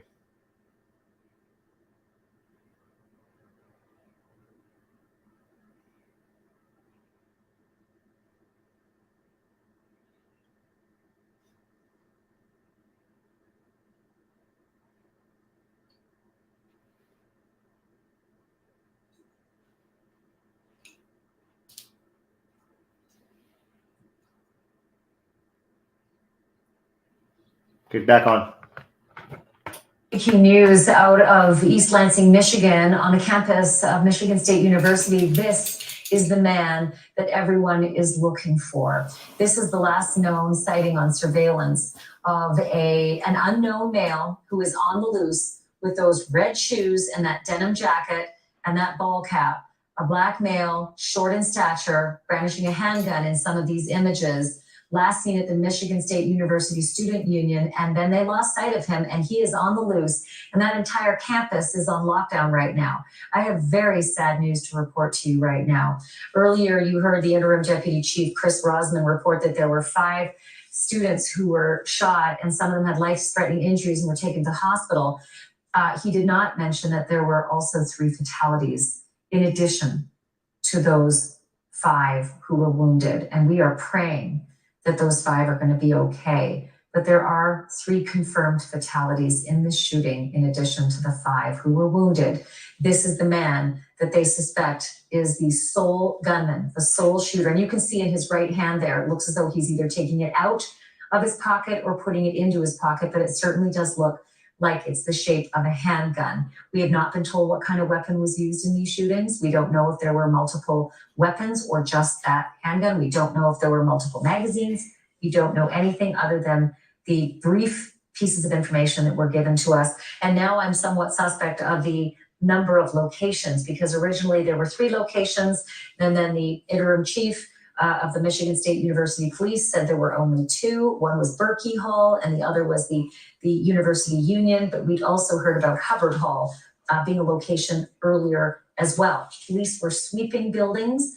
They came into the residence, the dormitory, where 3 of our young guests who've been helping us navigate the eyes and ears on the scene, they're under lockdown right now in their dorm room. They said that in their dormitory, there were about 30 to 40 kids that were running earlier and screaming, "He's in the dining hall."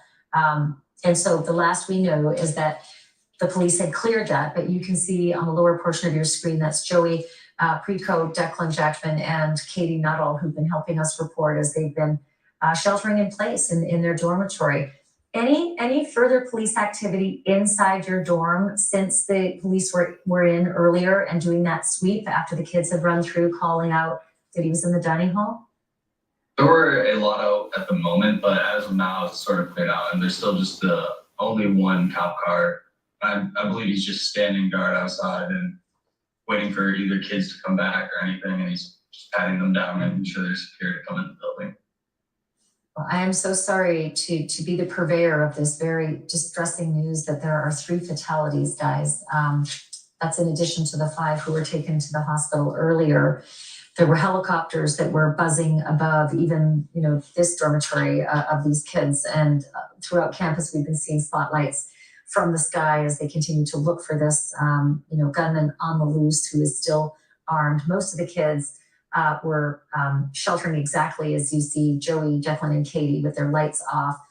Just FYI, Joey and Declan and Katie have also put an additional barricade against their locked dormitory door, and they are staying in place.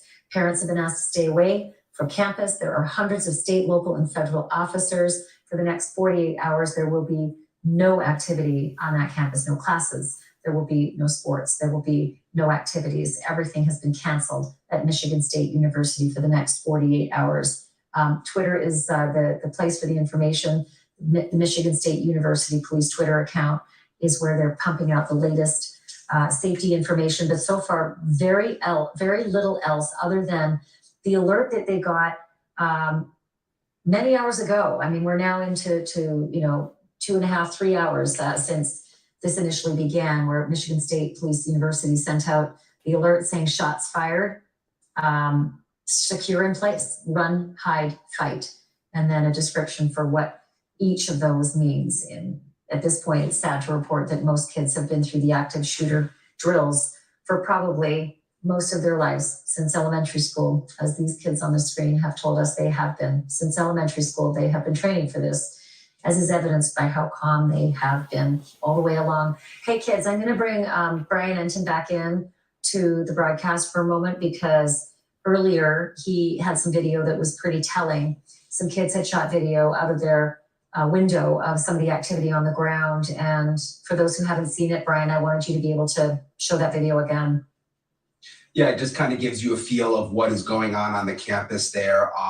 I was thinking about this, Ashley. So many times when we cover these kinds of events, usually police will have someone in custody relatively quickly, or the person will take their own life. It's sort of unusual that we're in this situation now, almost midnight, and you've got this active shooter still on the loose now for going on almost 3 hours, 2.5 hours or 3 hours, and you've got people like these young college students still sheltering in place, and police apparently don't know where this guy is.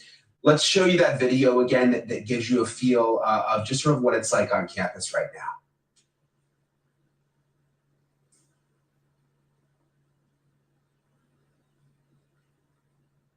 I don't know if we have the video. Have that video, yeah. Do we have it? Let me ask our control room, and we were getting it queued up. Do we have that video that Brian showed a little earlier of the kids who had filmed outside? And we should probably give a warning, Brian, to people that there is some profane language. So, all right, I think we've got it ready. Let's roll it.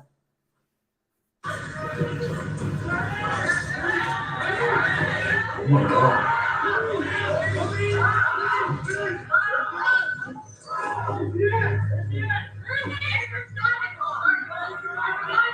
Acres Dynamo. God.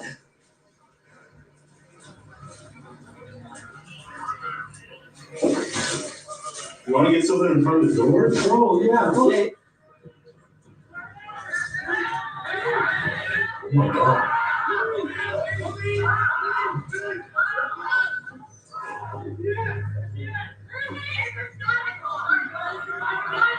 Acres Dynamo. God.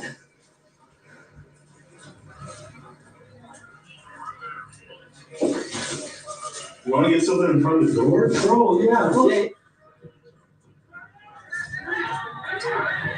Oh my God. So obviously chaotic there, Ashley. People running, not knowing what was going on. You heard so many reports over the last couple of hours. I think important to clarify, because I've got parents messaging me on Twitter.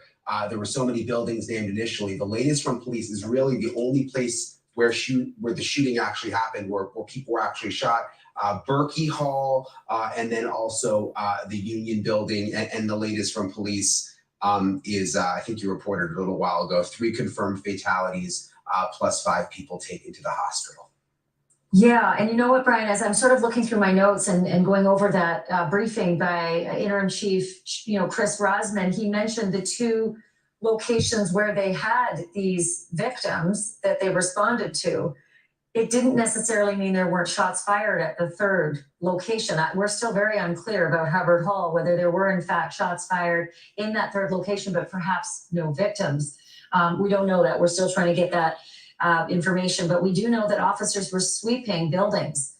We know that some kids were personally escorted out of certain buildings, and you heard in your video the screaming about the dining hall. In fact, Joey, were those kids, could you tell if they were screaming about the same dining hall that you heard in your dorm when kids were running through the building saying he's in the dining? Yeah, those kids are they're our neighbors right across the the next dorm over. So we have that almost exactly the same video, but yeah, they were the same kids. So that's the same dining hall that they were yelling about when they were saying, I couldn't hear exactly what it was, but something about the dining hall, he's in the dining hall. But that's the same incident that you're talking about. Yeah. Were they running to their dorms or running out of their dorms? Out of the dorm, out of the front entrance right now. Okay. All right. Okay. So Declan, earlier you told me you had a twin brother. And it turns out he's on with us right now. Logan Jackman, can you hear me? Yes, I can hear you crystal clear. Okay, so Logan, I'm pretty sure you already know that your brother's been talking with us, right? And you're also in another dorm room with a group of kids as well, correct? Yeah, so we are in the Snyder Phillips dorm. We've been barricaded in since I would say around 8:30 around. Are you guys in one room, or are you in a common room, or you have a lot of kids all in that one space? So there's about, I'd say 8 of us in here. It's just a dorm room. It's a little cramped, getting a little hot. we're trying to keep track of the full situation as it's getting really confusing now to see, and we're hearing things from every direction, so we're not sure what to believe. That's our problem right now as of while we're in here. Okay. Well, I'm going to give you a little bit of information in case you couldn't hear the news conference that just happened from your Michigan State University interim chief. He said that there were 5 kids who were shot, and some of them with life-threatening injuries were taken to the hospital. There have been 3 fatalities, and so that's in addition to the 5 who were shot. So it's very serious. You know, when they say shelter in place, they really mean it. This is serious stuff. They've released this photograph. I don't know if you can see it on your Zoom, guys, but that's the suspect they're looking for. Do any of you behind Logan recognize that person? I mean, you can't see his face, but you can see pretty distinctive shoes and a denim jacket and a ball cap. Does that look familiar to anyone? I don't think any of us know anybody. Yeah, he also he was brandishing what looked like a handgun in one of the pictures. This is surveillance. These are sort of still pictures that were captured on surveillance by, you know, I think this was north of the student union where he was last seen, some of the surveillance that was captured. And hopefully they're going to be able to see some more. Logan, do you want to talk to your brother Declan? Yeah. So if you'd like, I can explain the story of how we got to where we were. So we were up actually in the north neighborhood around the Union, and we had planned to go eat there, but made a last minute decision just cause to go to the Snyder Phillip dining hall. Yeah. And as we get to the Snyder Phillips dining hall, we're eating. About 10 minutes in, we start getting texts. We see there's a shooting, we're getting alerts, everyone's somewhat panicking, but no one knows if it's true yet. And eventually we kind of, the panic starts to rise, and we're walking out, and we eventually just make the decision because we're hearing things from every direction. We hear people saying that they're coming to Snyder Phillips, that they're across the street at Mason, that there's multiple people, that there's multiple shooters. It's hard to tell for us right now, even with the press conference that they released. Right, and I'll tell you what, there's not a lot more that we can tell you in terms of how long you guys are going to be in the situation you're in right now. I'm sorry that you're all in one room and it's uncomfortable, but you're not leaving the room, correct? Like you're not going room to room down your dorm halls, correct? No, yeah, we've actually, the police actually came through the hall about twice, and we're clearing rooms, and everyone it seemed that's on the hall is just locked in. You can hear people we could hear people that were locked in the bathroom as the cops were just screaming, "Open up, put your hands up," just trying to get everyone out as they can, as much as they could. Well, that's really tricky because one of the instructions that Jim Maxwell gave us earlier, Logan, he's a retired FBI agent, but he also does active shooter training. He said that if anyone knocks on your door and says, police, don't answer, you don't know if it's them or not, but that the college should put out an announcement that police are doing, building clearing at that point, but be very careful about that. That's a very touchy circumstance to be in. If there's an active shooter that's still out there, you don't know if it's him. So we actually once we first heard that someone may be in Snyder Phillips, because we heard something about a report, someone might have been in the basement, we just took one of the dressers right in front of the door. Good, okay, I'm so glad, thank you, because earlier your brother and Joey and Katie barricaded their door as well. Declan, do you want to talk to your brother? Yeah, how are we doing over here, Logan? I think we're doing all right. We're getting pretty low on rations. We're out of water. Oh. What? Oh boy.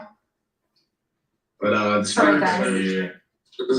We're here for each other. That's all that mattered over here. Yeah, I'm glad you guys are all safe over there. That's the most important thing, especially you, Laura. Yep. Everyone in here got each other's back. Everyone's making sure they're okay. I think all that matters right now with everyone is that we all just stick together. Everyone just stay safe. Well, I'm glad that the two of you have been able to make contact as well. For any viewers who are just joining us, Declan Jackman's twin brother is Logan Jackman. And Declan's, it's hard to see because your shot's very dark, but I think, Declan, is that you in the middle? Yeah, it's me in the middle. Okay. And then, of course, you can see Logan's in the middle of his friends as well. I asked this of Declan, Joey, and Katie earlier, but Logan, have you and all your friends in there all been able to call your parents? Yeah. Mm. There was, I believe, at one point where we had to stay quiet and we kind of really had to silence the phones. You were a little worried, but Earlier, people at the swore end that of- he at was the end in of custody. everything, we did eventually So get wait till contact with all the of news them. actually confirms it. before Okay, spreading everybody's things. made contact. You shouldn't be on the Zoom if you hadn't made contact with your parents yet. You have an excuse to jump off the Zoom at any point if you need to get on with your mom or your dad or your siblings. It's nice to have the two siblings together. The other question I have for you, Logan, is the building that you're in, how far away are you from your brother? Also, earlier they pulled up a So, picture of I some would random guy who's at his probably home in say Massachusetts saying, this is the half guy mile who's around, doing it. So again, you just can't trust maybe. everything until it's Okay. confirmed. That's all I'm saying. Not that far of a walk. And he talked about what might have been up to about 500 or so in his dorm, especially at that time of night, right? Because the shelter in place went down at about 8:20, at 8:18, and there might have been 500 or so people in his dorm. How many people are in your dorm, and how many people are in the situation you're in? Not nearly as much, but I know that it's probably around the twos, maybe 200, 300 people. But when we were in the dining hall, I would say there was at least 100 people just in there alone. And they all cleared out of that dining hall? Yeah. Basically, when we left, there wasn't much left. Everyone kind of just scattered. And did they scatter to their rooms? Yeah, Yeah, that's right. There will most be another people- press some conference in like people, any minute now. We didn't go outside, but some people were just going outside and just trying to go in different directions. Maybe if this wasn't their dining hall, they'd have to go across the street and go back to their dorm. So you have those people too as well.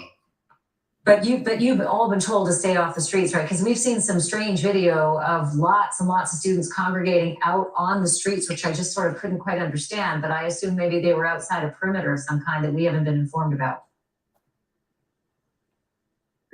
Yeah, I think there is still a lot of unconfirmed information that we are even trying to figure out, just because we have so much student contact information, people everywhere at the dorms. So we're trying to fill each other in as much as we can, what they're hearing. If they hear something, say if they hear maybe another shot or police are here, we're trying to get information as fast as we can.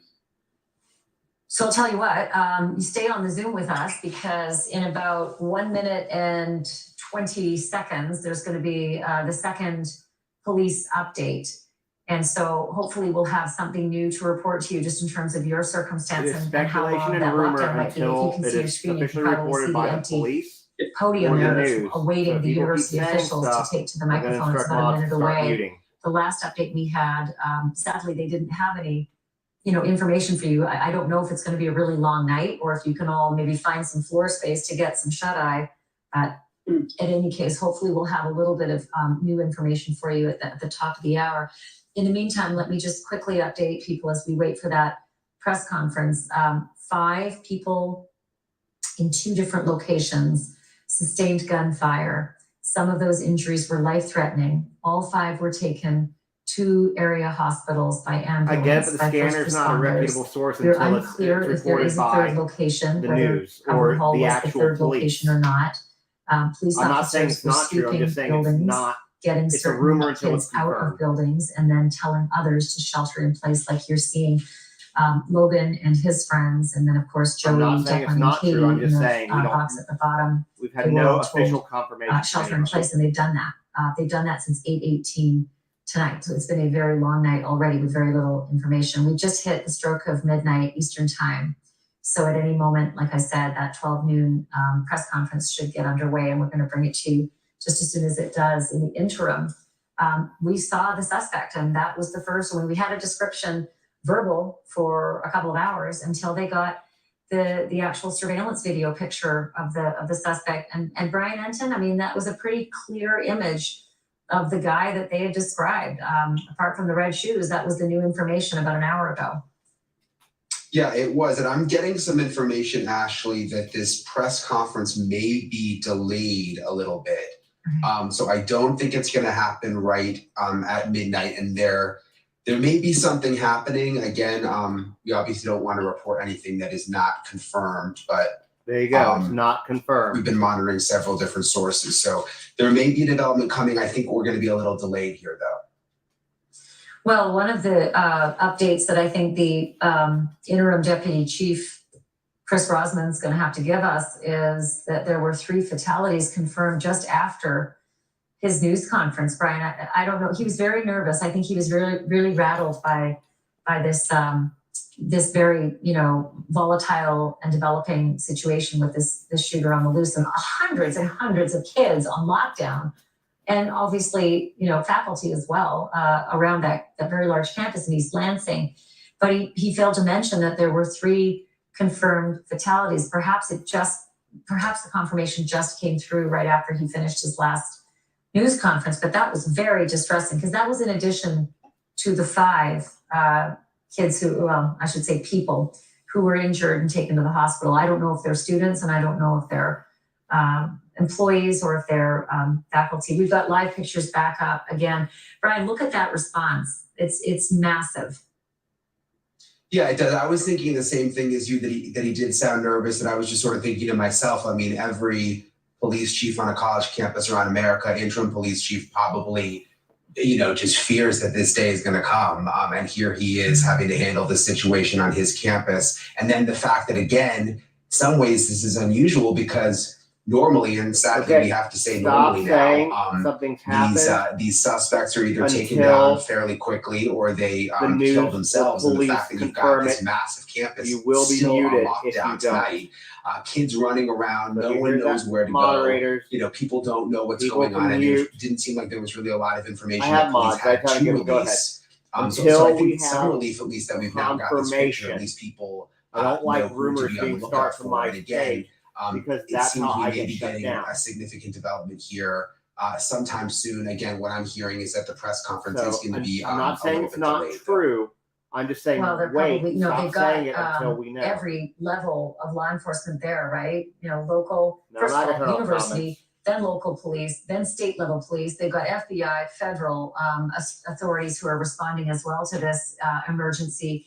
And that's a lot of coordination, especially in an environment where it's unstable and there's still a shooter on the loose. So that's pretty tricky to try to get all of that information in one place and get it, accurate out through, the requisite channels. So they can be forgiven if there's a couple of blips in the information.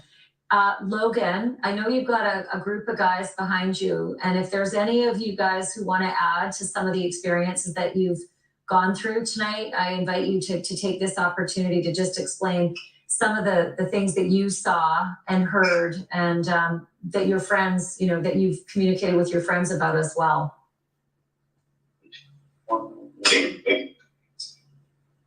I mean, the only thing we really heard was the police in the hallways knocking on doors and just clearing our hall and just clearing the whole building.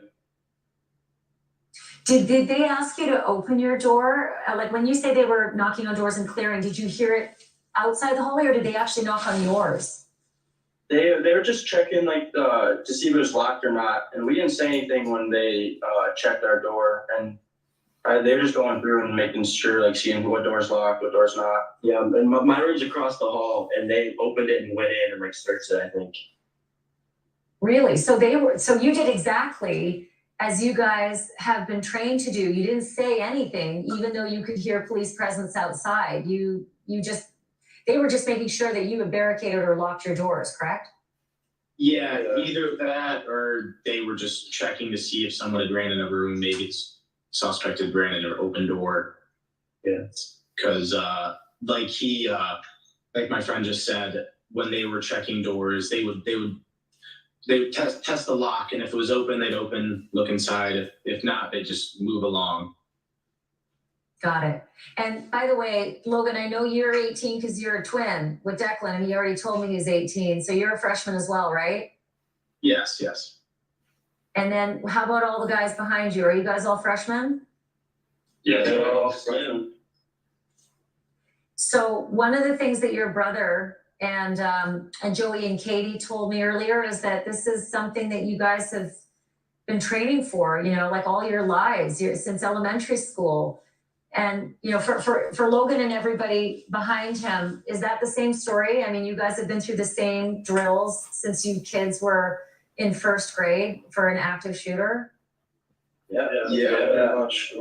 I believe ever since in middle school, they would practice run, hide, fight. Was it? Yeah, Alice drill.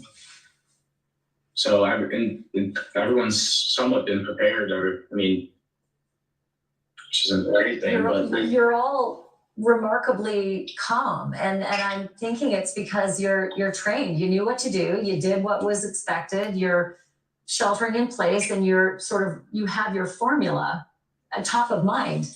Is that accurate? I would have to say it is. We knew that we were hearing so many reports. We don't want to run outside and risk seeing someone or running into something we didn't want to. So next thing is just hide. So just lock everything up and do the best we can. Stay quiet. And there you are. I don't want anybody to go over to a window, but I just wanted you to let me know your last observations, what you could see. It's not safe to go and hang out by the window, but your last observations, what you could see, Logan and crew, from your vantage point. So the last observation we saw out the window was, I would say about 5, 6 police officers walking right up to the building, shining flashlights through windows, checking. Telling people to stay inside. Yeah. Making a lot of noise, making sure they were known there. That was really it, other than you can see flashing lights probably from everywhere on campus. Also, I just want to make note, Joey and Declan and Katie, you just turned your lights on. Are you sure you should be doing that? Right now we're not exactly near a window, so I think we should be good for right now. I mean, there's no more cops exactly outside of our door or outside of our. Okay. Also, I'm gonna play the mom here for a second. I can't exactly see what the sign is behind you, but is it a bad word, or is it just cut off in a certain way? Oh, it says top common, like Mel Talker. Okay. I had a feeling. Just wanted to check. Your mom would be mad if I didn't make sure of that. And by the way, if you wanted to say something, Katie, you haven't talked in a while. Do you want to say something to your parents?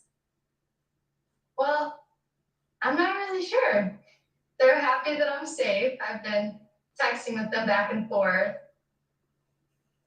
But they know you're okay. Are they watching you right now? Okay. I think so. I'm not sure. Well, I think my you mom can go ahead. You can go ahead and you can say hi to her if you like. Hi, Mom. And you guys can all do that if you'd like. Does anybody else have a message for your parents that you want to give live on the air? You have your opportunity now, because we've got a 20-minute delay on the press conference, so this is an opportunity for you to get a message to your parents on camera. I guess I'm thankful that all you guys reached out to obviously make sure that I was okay, and obviously my friends are okay. It means a lot to know that like the people back home, even the people who aren't on campus, are still obviously checking in on me no matter what, and I'm thankful for that. But it's great that everyone I know, everyone that's close to me is okay here. Joey, do you want to answer that? No, I mean, exactly what you said. Like, all my friends, even like people not even in the state of Michigan anymore, are still texting me hearing about all of this stuff. It's good to hear from old friends and just know that they're still watching over me. And then Logan, you're Declan's twin brother over there, but you got a bunch of kids behind you. Is there anybody behind you that wants to say something to their parents?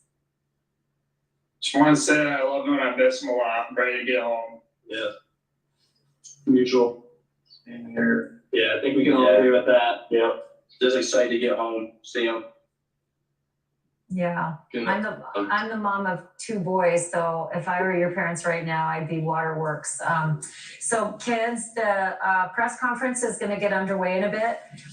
Don't go away, okay? Because I'm going to squeeze in a quick commercial break, and then I want to come back and get some updates in, and then just get your observations, some of the things that you're hearing from other kids if you're texting. Okay, I am just muting it for the commercials. Oh, my person is talking. So patient. Thank you for this. We're going to squeeze in that quick break, and then we're going to get to that news conference for the update that Brian Enton has been telling us is going to be significant. We're back in a minute. Now, my guess is that the update's going to be what everybody has said from the police scanner, but there has been no official, except for somebody said maybe CNN. But until it's there, I just, there's a reason I have the following I have is because I try not to spread misinformation, and I don't want misinformation in the event that it is not real coming from my page.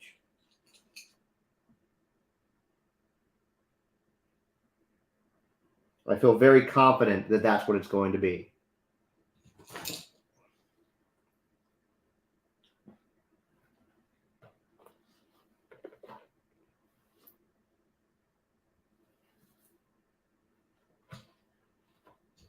Well, she's way past. She's an hour and 12 minutes past her own show, so.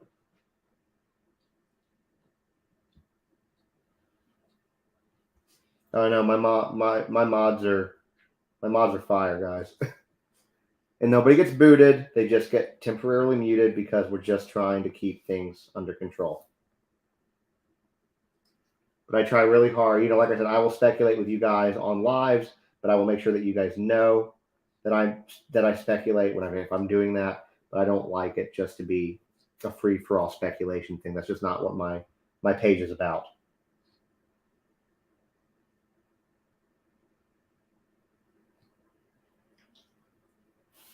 I do my best to be as accurate as possible.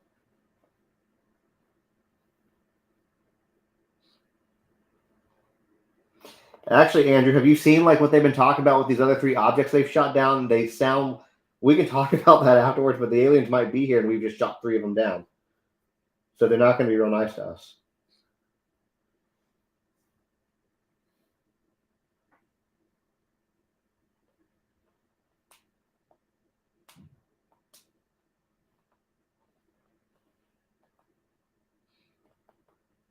Yeah, somebody said so true, so easy for rumors to start, and we've seen that with Idaho. And we even tonight there was a gentleman that they were throwing his name and picture out earlier, I think on one of the Facebook groups. And this dude's like, I'm at my house in Massachusetts. This is not me. So people just make stuff up. You just got to be very careful. That's why I'm just so, like I said, I'm not saying that people aren't hearing this stuff on the police scanners. I'm not saying that at all. I just don't want to be the one sourcing that information until it's 100% confirmed. Is all I'm saying. Saw a ton of rumors with Gabby, and think about what the rumors do. The rumors affect other people's lives, so we avoid doing that. And I will just say this: I will plug myself. If you don't follow me already, this is why you should, because I will not share anything that's not accurate. And if I share something that is not accurate, I will always retract it and make sure that I update.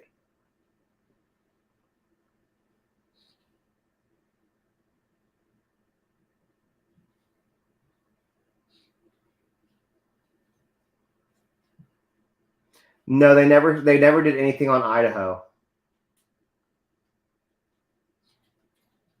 And thank everybody who has been following, by the way. Thank you guys for the follow. Sincerely, I do appreciate it. Oh, thank you, Abby.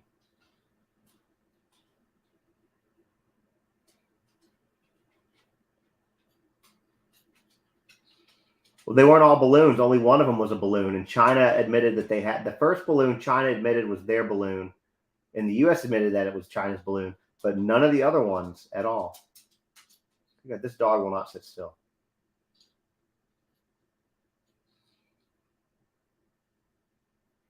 Your dog will very likely be fine.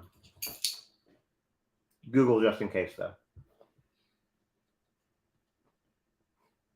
Edie, do I think we should be worried about what?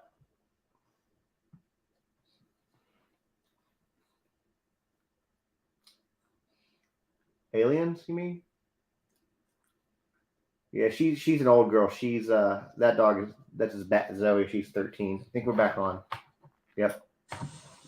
If you are still with us with our breaking news in East Lansing, Michigan, Michigan State University is under lockdown, and there is a gunman on the loose, and there are 3 people dead on that campus. 5 have been rushed to the hospital, some of them with life-threatening injuries. That was the update from an hour ago from the Michigan State University police interim chief, and the podium should be occupied once again shortly. They were set to have a news conference 15 minutes ago at the top of the hour, and we were told that they needed to delay it slightly. Brian Enton, you had mentioned that they needed to delay it because there might be some significant news. Do you have anything further on that? We don't have anything further that we can report right now, but it does appear they may be making progress towards locating this person, and that could be the reason that they are delaying the news conference. It was set to start at midnight. We were told it's going to be about a 20-minute delay. It may actually turn out to be longer. I mean, you've been talking to these college kids for the last several hours. I mean, you've got an entire massive college campus. I mean, I've been just looking at Twitter. There are sorority girls and hiding in bathrooms. People are in bathrooms and dormitories. I mean, you've got an entire college campus right now, literally in hiding. People have mattresses up against their dorm doors. So everybody there just waiting for an update. And I think police want to make sure that they get everything completely confirmed and all their facts in order before they come to the podium and give the community the next update. Well, you know, in about 50 seconds, you will hit the 4-hour mark since this began. 8:18 in Berkey Hall. That's when the first reports came in of shots fired. 911 calls came in. There was a response to it. They located numerous victims there.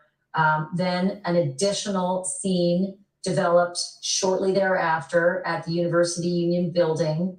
That's also called IM East. There's a gymnasium there. A second scene was responded to, and multiple victims there as well.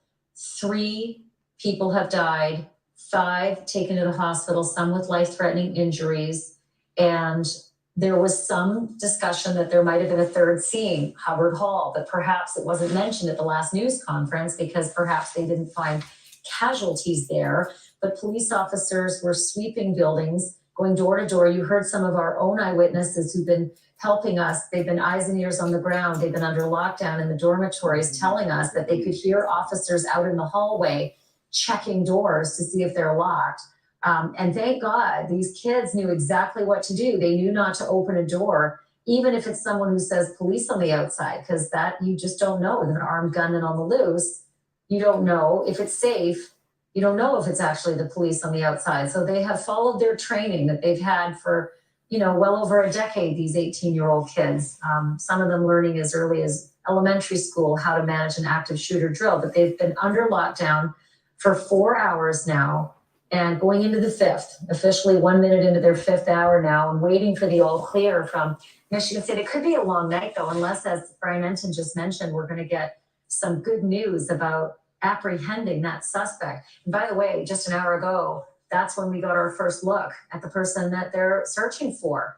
Originally, all we were told was that it was a black male, short in stature, with a black or blue mask. And then we got a more fulsome description. And there it is, actual surveillance video of the gunman in the denim jacket with that ball cap that looks like a blue or gray or black ball cap with a tan So the person bill. who said another And distraction. then right One, under our mute banner, them. I'm going to ask But if we two, can if drop you our think breaking that this news is a banner for just a distraction, hot then minute. clearly you are You not can see smart a enough very to be able to look at significant more than detail. one thing at a time. Those shoes, red sneakers, right there. That is a telltale. That's obvious. That's what you call, you know, a perfect piece of information when you're putting out a description on a suspect. In another picture that they released to us, we could also see what looked like the suspect brandishing a handgun. He might have either been taking it out of his pocket or putting it in his pocket in the other shot, but he definitely looked The last they saw this guy, I can't he stand was when people on die the and north people side of trivialize the their Michigan death State University by saying things Union, like, and he was on Lars foot. is great. So let's hope, Brian Anton, that when they come back with this, first of all, let's hope that they don't have any higher counts than the ones we have on our screen. That would be the least we could hope for, okay? That we just don't up the counts on the dead or the wounded, but that we do get some good news on them tracking him down and ending this misery for this entire campus. Yeah, and sadly, the police chief, when he did give that press conference, did say that 5 of the wounded, he said some of the injuries were life-threatening, Lars which is was just asking what it was not surprising, but also tragic. And I'll mention, actually, we've got the surveillance He wasn't photo, being rude, but floating around on social media, there are also videos that students have taken of what appears to be the suspect walking down a street near campus. We haven't independently confirmed that it's him, but I'll just tell you from looking at the photo and looking at least one of these videos, it certainly looks like him. And again, it just goes back to sort of this generation of college students now. I mean, they know what to do when it comes to a lockdown. They've had the training since elementary school, and then they've also got phones and they're on the lookout, shooting video out their windows. So it's interesting to see the way this unfolded at Michigan State. I mean, obviously there was panic. We saw that in some of the videos, but we've also seen these just young, very smart college kids who just sort of went right into action when this happened. And knew exactly what to do. I mean, listen, I did not grow up in the generation of school shootings. So if I heard police out in the hallway, I'd have run out to say, save me. And that's not what they do now. They can't answer the door. If someone raps on the door and says, open up, it's the police, they can't. They're trained to just stay quiet, silence their cell phones, turn off the lights and hunker down and wait for the all clear from the official channels. And I can tell you, Ashley. Well, go ahead. Sorry to interrupt you. I just want to push it a little bit farther with what we can report as we wait for the official news conference. There is a specific scene near the campus where there seems to be a lot of police activity. And again, the hope is that we can get some kind of confirmation that that the activity there could be involving the suspect. They're still trying to get 100% confirmation, which is why we are still not seeing this press conference begin. Exactly, 100% confirmation. We're hoping for some good news to come here in the next couple of minutes. Yeah, we're 23 minutes past the start of this news conference. Hey, Logan and Joey and Declan and Katie and crew, have you seen any updates? Have you heard any updates? Can you report from your locations anything that Brian was just saying, that there was one area with some significant activity on campus? And it might be tricky if you all jump in at once, but maybe throw up a hand and let me know if one of you is it. Logan, could you hear something? Did you hear something? About the third scene, possibly? Is that what you're referring to? Well, no, I think what Brian's suggesting is that there may be some activity now, that there may be some increased activity in one area. Have you heard anything? We're hearing a lot from other people and on social media being posted everywhere that the suspect may have taken his own life. That is what we are hearing from everyone currently right now, and what we are seeing on social media. And I could just see your twin brother Declan was nodding. Declan, had you seen that Brian as well? was nodding too. Yeah, so we were hearing the same thing from social media, and even my parents texted me that it was over by Lake Lansing. So that's what they said. Yeah. That's what people were saying. I'll just cut in, Ashley, since they brought this up. I just want to be clear about it. I mean, we've been listening to the police scanner very closely for the last, I would say, 45 minutes or 50 minutes. And there has been a lot of activity on the scanner that there may be someone who matches the description of the shooter who did take their own life.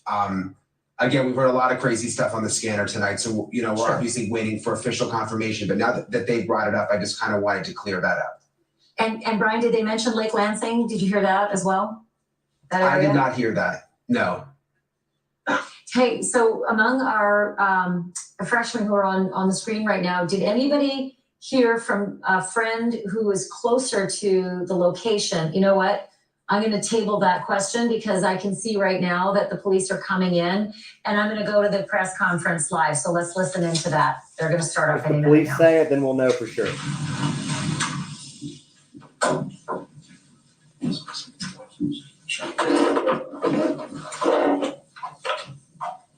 We're going to go ahead and get started. Good afternoon or good evening, excuse me. I'm Marlon Lynch, Vice President for Public Safety, Chief of Police here at Michigan State University. Tragic series of events that occurred here this evening. We've had a tremendous amount of support from our community, to include our law enforcement partners who are here with me at the moment as well. Standing at the far right, we have Ingham County Prosecutor John Duane. Next to him, we have Sheriff Scott Wigglesworth, Special Agent in Charge of FBI, Jim Taraska, and you've already met Deputy Chief Chris Rosman. I want to thank you for coming to share us as we update our community in regards to tonight's events. We will get directly to the most recent update with that, and then we'll have comment and questions.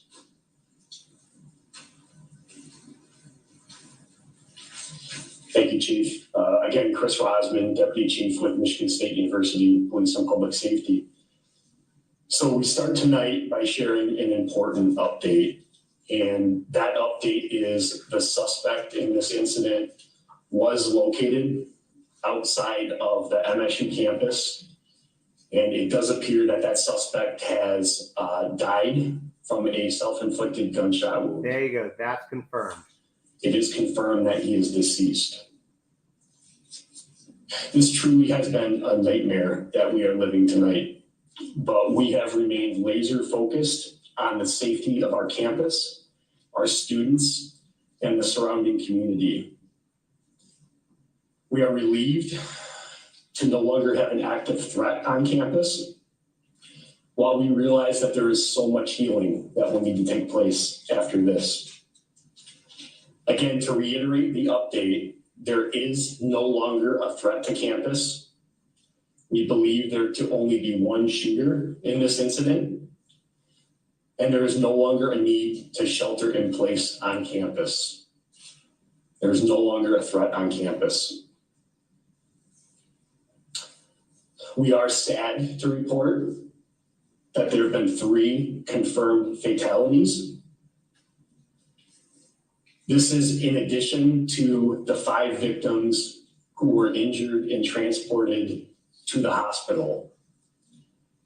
Some of those 5 victims still have life-threatening injuries. Out of respect for the families, and while we continue our active investigation, we cannot confirm any personal information about any of the victims at this time. Again, we want to reiterate to everybody that we know there is a lot of information that's being shared on social media and being said on the scanner.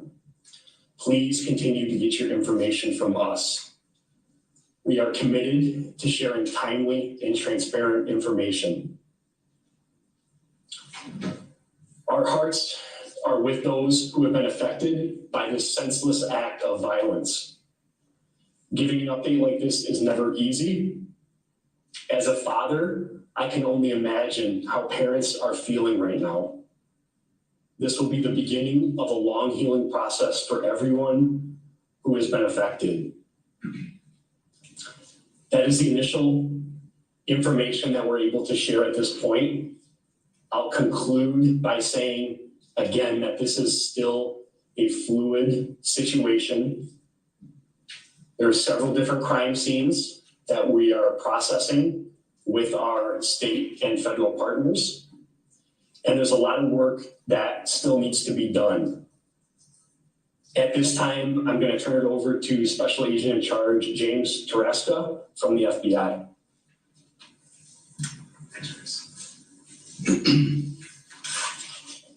Good evening. I'm Jim Taraska, Special Agent in Charge of the FBI in Michigan. out to the victims, their families, and the entire community. I'd like to thank Chief Lynch for your leadership tonight and your partnership. This evening, FBI agents and our response teams joined our law enforcement partners to assist in investigating this horrific incident. We will continue to investigate until we are sure no further threat is posed to the public, which at this point, we're pretty clear it's not. Additionally, we will provide victim services to all students impacted by this incident.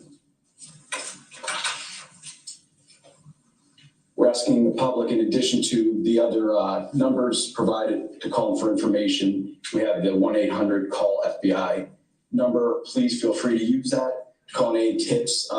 This is an ongoing investigation. We'll continue investigating throughout the night and likely days. So with that, Chief, thank you.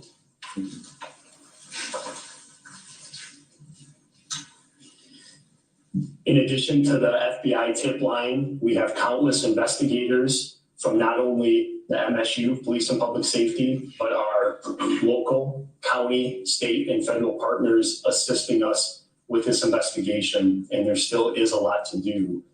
I'm going to provide another 800 number and email address for anybody that may have any information that will help our investigators as we put the pieces together for this incident. That phone number, and we'll also share it on our social media, is 844-99-MSUPD. Again, 844-99-MSUPD. And our tip line is tips, TIPS, at police.msu.edu. Our investigators will continue to work tonight and around the clock to process the crime scenes and start to put the pieces together to try to understand what happened here tonight. At this time, we will open it up for a couple questions. I just want to say, please understand that we are sharing information as quick as we can. There's a lot that we don't know at this point. This is still dynamic, it's still fluid, and we will do our best to answer your questions. I'll start right here in the front. Is the suspect a faculty member, a student? What can you tell us about him? So we are unsure of any affiliation that the suspect had to the university. Our investigators and officers are still working to determine his identity. Once his identity is determined, we will then look to what connection he may have had to our community here, but at this time, that's still part of our investigation. Just to follow up along the same lines, are the victims in this incident students? So we continue to work to identify the victims in this case out of respect for their families. As we work through the process, we are not going to identify or confirm if any of the victims at this point are MSU students. That is something that we are quickly working to determine, and that will be a priority for us. Spreading misinformation in a live is wrong. People were told that they were given multiple chances and told that they would be muted if they did not stop. No one was blocked, they were muted. 3 fatalities at the scene on campus and 5 victims that were transported. My page does not have that is all the information that we have. Freedom of speech. However, we will work to false determine the specific identity of those information. victims and their affiliation to campus, if any. Over here. With the shootings related to the Union University, and also there were reports that. And I specifically said don't block.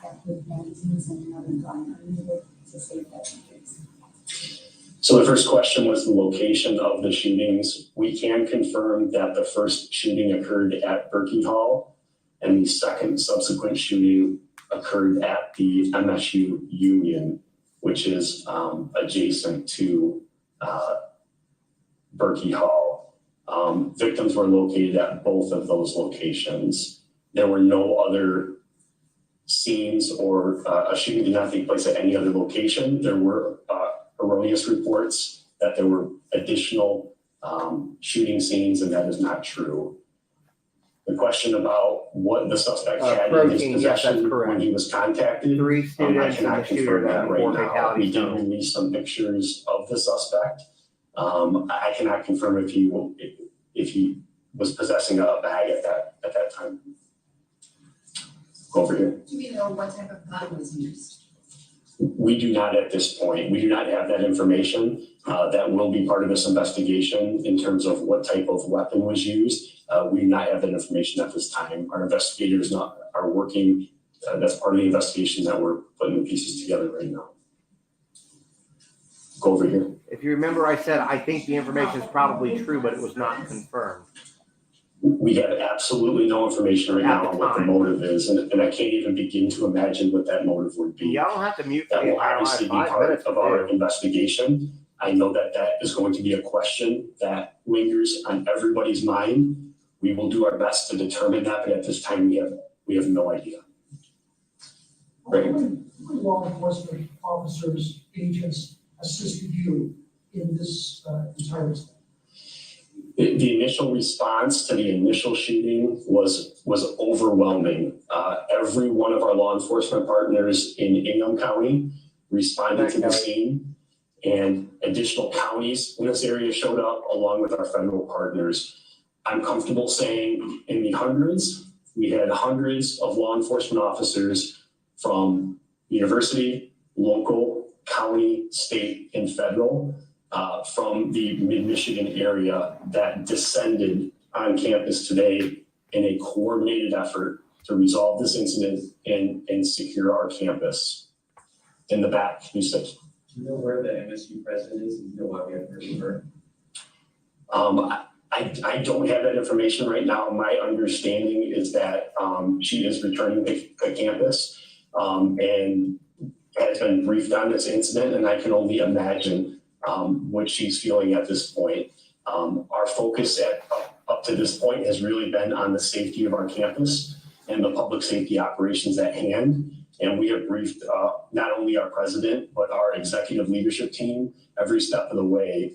In addition to that, we activated our emergency operations center and put our plans in place that we have planned for an incident similar to this. We initiated those plans, and part of the reason that it was as smooth at our end as it was in this tragic situation was because of the pre-planning, the emergency plans, and the training that we do countywide for responding to active violence incident. In the back. Can you confirm how many fatalities and injuries there were at each shooting location, and how many people were at those locations when the shooting started? Sure. The question was how many victims were at each shooting scene. I unfortunately do not have that information. Out of an abundance of transparency, I can share that 2 of the fatalities were at Berkey Hall and 1 was at the MSU Union. The other 5 victims, I don't have the specific locations where they were. We also don't have specific information on how many students or people were in those buildings when the shooting occurred. I do know that there were students in those buildings. I don't have a specific number.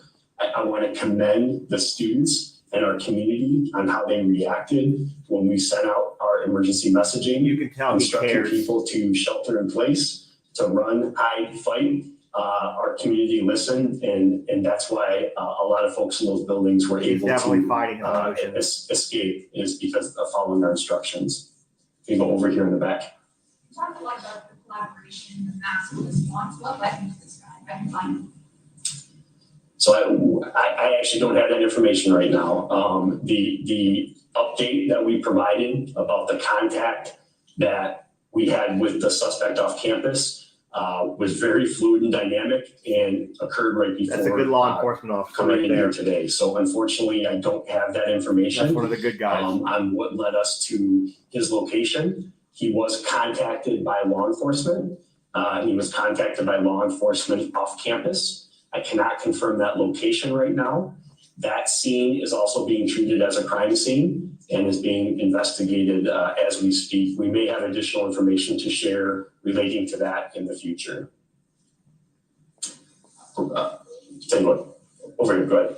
The 5 victims, are all of them still in critical condition? Are some in stable condition? What's the range of their condition? So we do not have a current update on the 5 victims that are at the hospital. I am aware that they experienced life-threatening injuries. We hope to have an update from the hospital, and I think at future briefings, we will have a representative from the hospital here that may be able to share additional information as well. Sir? Yeah, thank you. The shooting victims in Berkeley, were they all in one location? Is there a particular classroom? So I don't have that information right now. That will be part of our investigation in terms of where the victims were located within the building. We don't have that information available to us right now. Right. Are there plans to close campus beyond 48 hours? So at this point, we are declaring that campus will be closed for 48 hours. That is the current status right now. That is subject to change as we evaluate our response to this incident, keeping the victims and the students of our community who have been impacted by this tragedy at the forefront. If we need to extend that we will, and the appropriate conversations are occurring to make those determinations right now. Sir? Can you confirm that the suspect in the photos is the same person that was found dead? I can confirm that the photograph that we pushed out immediately as part of our transparent information sharing is the same suspect that was found deceased, yes. Sir? Just so I'm clear, can parents come to the Hey, Dr. campus Rubin. now to pick up their students, and can students leave? Yes, so we have lifted the shelter in place. That communication was sent out during this conference. Y'all, if y'all want somebody good to follow, go follow Ruben Allergy. He is one of my favorite creators. I love his content. So if y'all want somebody good to follow, we encourage any student that or follow him. experienced any part of this incident that may be a witness to contact us. We have already been in touch with several of them, but if there are any students that witnessed any of the tragedy that occurred tonight, we would refer them to our tip line and email. We would like to have an investigator speak with them to understand what their experience was during this tragic incident. And if that wasn't enough to convince you to follow Dr. Rubin, if you want to see a doctor hula hoop to like everything, you got to follow him for that, if nothing else. We do not have any information on whether anybody confronted the shooter at either one of those buildings, one way or the other. Part of the investigation, we will look at the sequence of events and what occurred at each building. And that's why we encourage any students or witnesses to come forward to help us piece the sequence of events together. Go ahead. Were any campus threats reported in the last few days or on social media? And then how did police find the suspect in shooting cell prior to police interaction? So we have not received any threats to campus in the last several days or before this incident. We have not received any threats to our knowledge. Obviously, our state and federal partners are constantly monitoring different sources to provide information to us. And to my knowledge right now, we were not aware of a threat before this. What was the second part of your question? How did you all stop the suspect in shooting cell before you made contact with you guys? So I don't have the particular details on the encounter that happened when law enforcement confronted the suspect off campus. That will be part of our investigation as well, but I don't have the specific details of how that incident transpired. What was the first time that the call came in? The first report that we received was at 8:18 p.m. 8:18 p.m. We responded in force. We had officers on scene, not only from MSU Police and Public Safety, but East Lansing Police Department, the Michigan State Police, the Ingham County Sheriff's Office, Meridian Township Police Department, initially responded to that scene within minutes. We had officers in the building following their active shooter protocol and going towards the threat. While officers were in Berkey Hall, the suspect moved over to the Union. And when the incident took place there, officers quickly redeployed to the Union. And that's when the suspect left out the north door of the Union, which was the point that he was last seen. We'll be taking one more question, and then we'll provide an additional update at 1:30 a.m. So we'll take one more question, and we are going to do another update at 1:30, which is less than an hour from now. Go ahead. I know the statement with the shooter is still ongoing, you just found out about it, but you know, was he in an off-campus apartment, and was he in a car? What was the location in which you found the suspect? So we're not going to share any information right now about that specific location where that occurred. I can assure you that it was off campus. It wasn't directly near campus at all. It was in an off-campus location. Because that scene is still active as well, we're not going to disclose that particular location right now. So again, we really do appreciate everyone. Go ahead. Yeah. I got to turn back over to the Vice President. I just wanted to end it with this particular comment. We can't describe and appreciate the response that we have from our partners in our community. The number of police officers, emergency medical service, fire departments that showed up literally within minutes to support this effort is completely overwhelming with that. If you were on campus at the time, you saw it with that. They're still there, still clearing buildings. It's a very methodical process. We have the numbers to do it. And it's only because of the relationships that we have here locally and the ability to train and partner constantly. And the communication is always there. It's a situation that when one department receives the call, everybody does with that. We're extremely grateful for our relationships. It would not have been as thorough and as expedient and as efficient that it has been to this point without those partnerships. I just wanted to take a moment to thank our partners with that, as well as our community for being responsive to the messaging that was sent to them this evening. Thank you, and we'll see you at 1:30.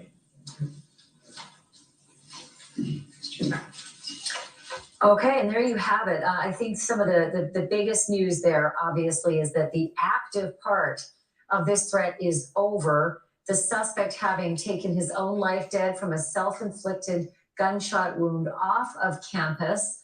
That's the good news, that all of these kids and staff and any other person who was on campus is now no longer under lockdown. The strange part is that they're still clearing buildings. They still believe there was only one shooter, but yet you just heard Marlon Lynch, the chief there, saying they're still actively clearing buildings and that it's still an ongoing investigation, but that the active threat, the active shooter, the person you saw with the red shoes, took his own life dead from a self-inflicted gunshot wound off of the Michigan State University campus. And here's the quote.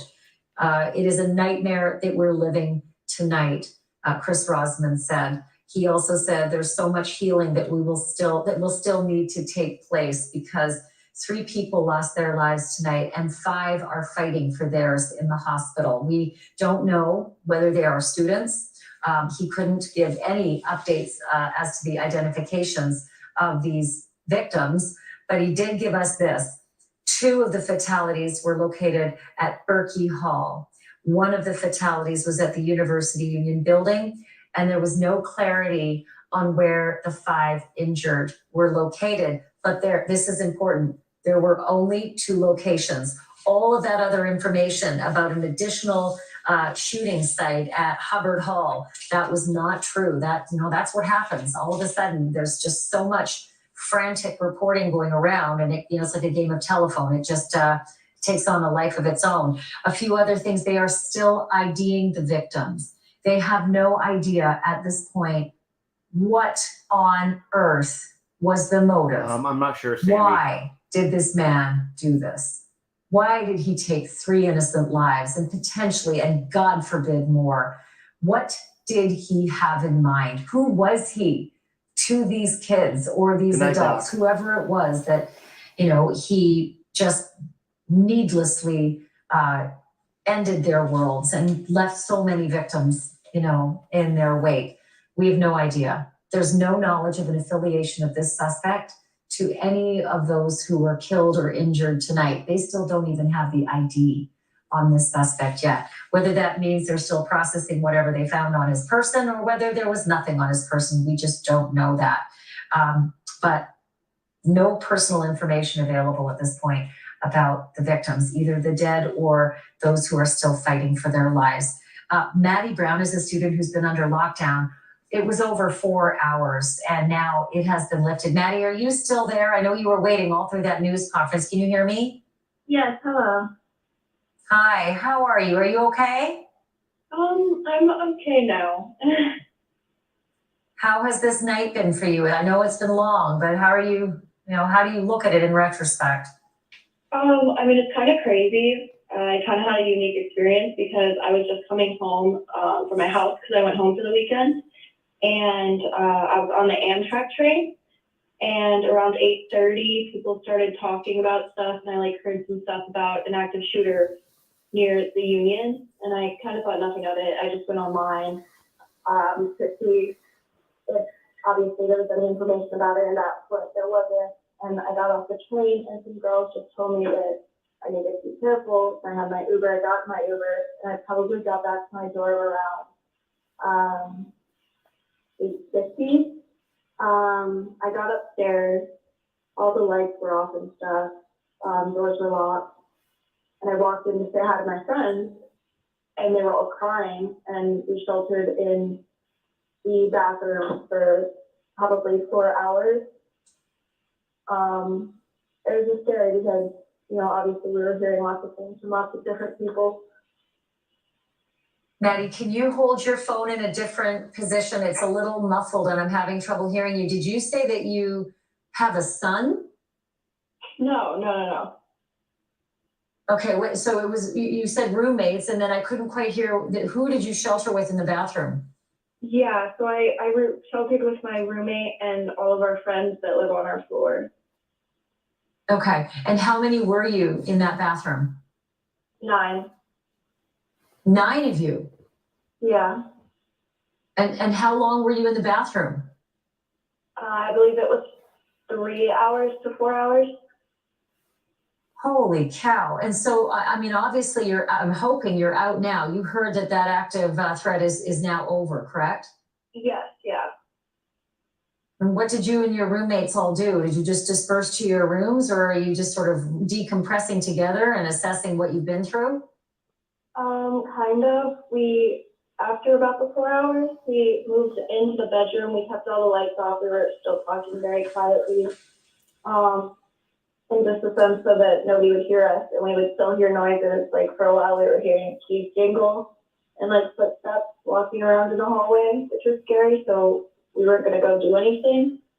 But just a little bit ago we kind of decided if people were going to stay or go home, and how we were all going to manage to do that. And what did your roommates and you all decide? Are you all going to just decompress there on campus or are a lot of your roommates going to leave and go back to their families wherever they are? A lot of people are going home. Personally, my roommate is from Jamaica, so that's not exactly possible. And I just came home from Chicago, so I know she's going to families and I'm trying to go to my friend's house who lives in Michigan. Boy, I would take you in here if I was close enough to you. I'm so sorry that this is all happening to you and your friends. This is just devastating news, but I'm happy to hear that you're okay. Are you doing all right? Just overall, are you sort of breathing a big sigh of relief? Yeah, it was a lot. I mean, it didn't help that this also happened to me in high school multiple times. So I was Wait, you mean real? Maddie, in high school, please tell me it was a drill in high school and not real. There were multiple threats and there were bomb threats as well. Oh, dear Lord. So this isn't new to you. I mean, these aren't just drills for you. You've actually been through some of the real threats? Yeah. Oh, sweetheart. Are you a freshman? I am. Okay, well, I'm going to pray that things get a lot better for you in your college career, young lady. I'm really hoping that this is the worst of it, okay? And then hopefully it's looking up from here. And I'm sorry that you're having to go through this, especially as we've been delivered some pretty sad news. There are 3 confirmed fatalities and 5 people who are gravely injured. I'm happy that you're okay. And you've talked to your parents, right? Yeah. Okay. Maddie, thank you for You were able to call them after the Amtrak so they know you're okay? Yeah. Okay. I'm glad about that. Maddie, thank you. Thank you for taking the time to let us know that you're okay and that you're on the all clear, and I'm sending you all good thoughts, okay? Thank you so much. All right. Maddie Brown talking to us. She had just gotten off the Amtrak coming from home and then landed in that scene. I want to bring in Phil Grimaldi. He's retired NYPD detective, co-host of the Police Off the Cuff podcast, and spent many a decade dealing with threats, active or otherwise. And so, doesn't that just break your heart, Phil, when you hear Maddie's a freshman and she said, it's not the first time and it wasn't a drill the last time? Actually, I just want to say thank you for having me on, and I want to offer condolences to the families of those 3 victims that were killed and prayers to the 5 families that were injured. And I just want to say that this hits very home for me. I have 3 college-age daughters, and earlier tonight, my daughter, my youngest, who was also a freshman, was home for the weekend, and I took her back at about 5, 6 o'clock this evening. So it definitely hits home. Very sad, it's tragic, and I really feel for these kids that they have to live under these conditions. I can't even imagine sheltering in place in a bathroom with 7 or 8 or 9 other kids, for 4 hours. That's very, very traumatic in and of itself. Right, and you heard what she said. They're likely, if there were any windows in that bathroom, lights are out, 9 of them in a bathroom, locked, and they could hear the keys of someone jingling, down the hallway. And that's just sort of chilling to think that they're, whispering and turning their phones to silent and just watching how loud they're breathing at that point, the fear that they would have been going through. And Maddie's one of hundreds and hundreds of kids on that campus. But did you hear earlier, Phil, when I had those other kids on who were all sheltering, they all had the same story as Maddie. From elementary and middle school on, they've been going through these drills, and they almost acted as if by rote. They knew exactly what to do. They were more calm than I was. Unfortunately, in the day and age that we live in with all these school shootings over the last 20 years, these kids drill for this type of stuff. And I think that the drilling definitely paid off. It probably saved lives. It looks like the police, Michigan State University police, as well as the local and state police and the FBI, they all responded rather quickly. That may have also saved lives. And I think that the fact that they're drilling for this type of stuff, the quick response, they went towards the threat. They went to neutralize the threat.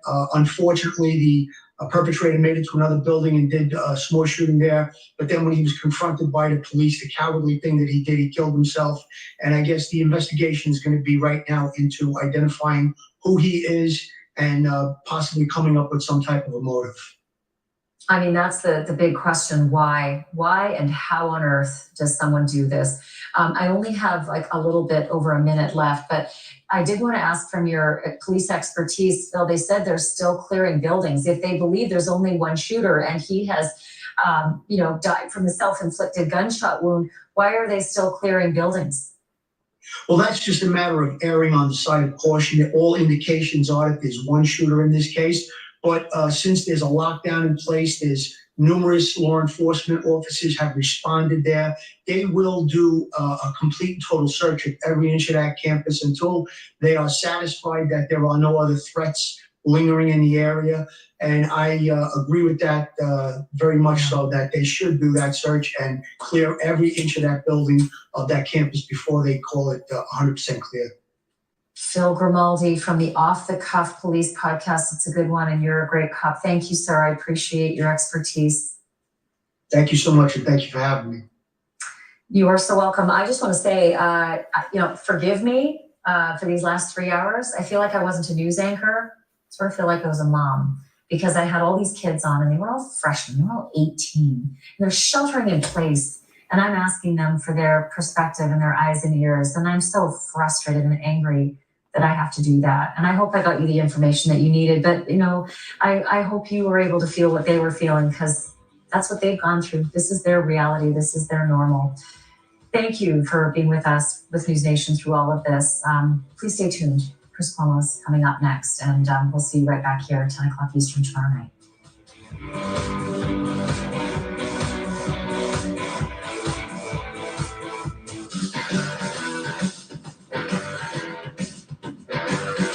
think Brian Enton's filling in for Cuomo, but I could be wrong.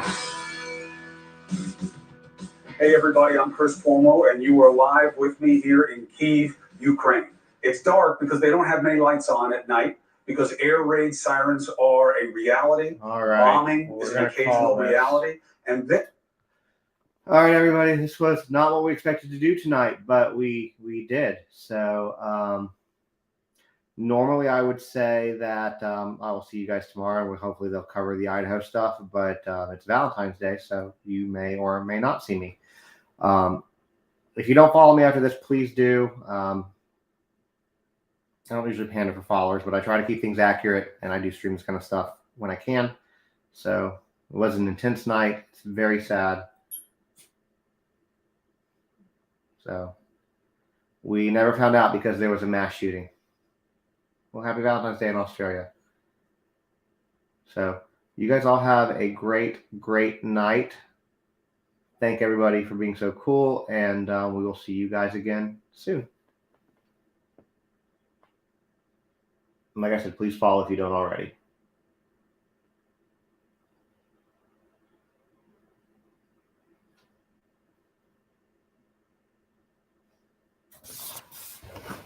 And that goes for you too. You guys have a great night also.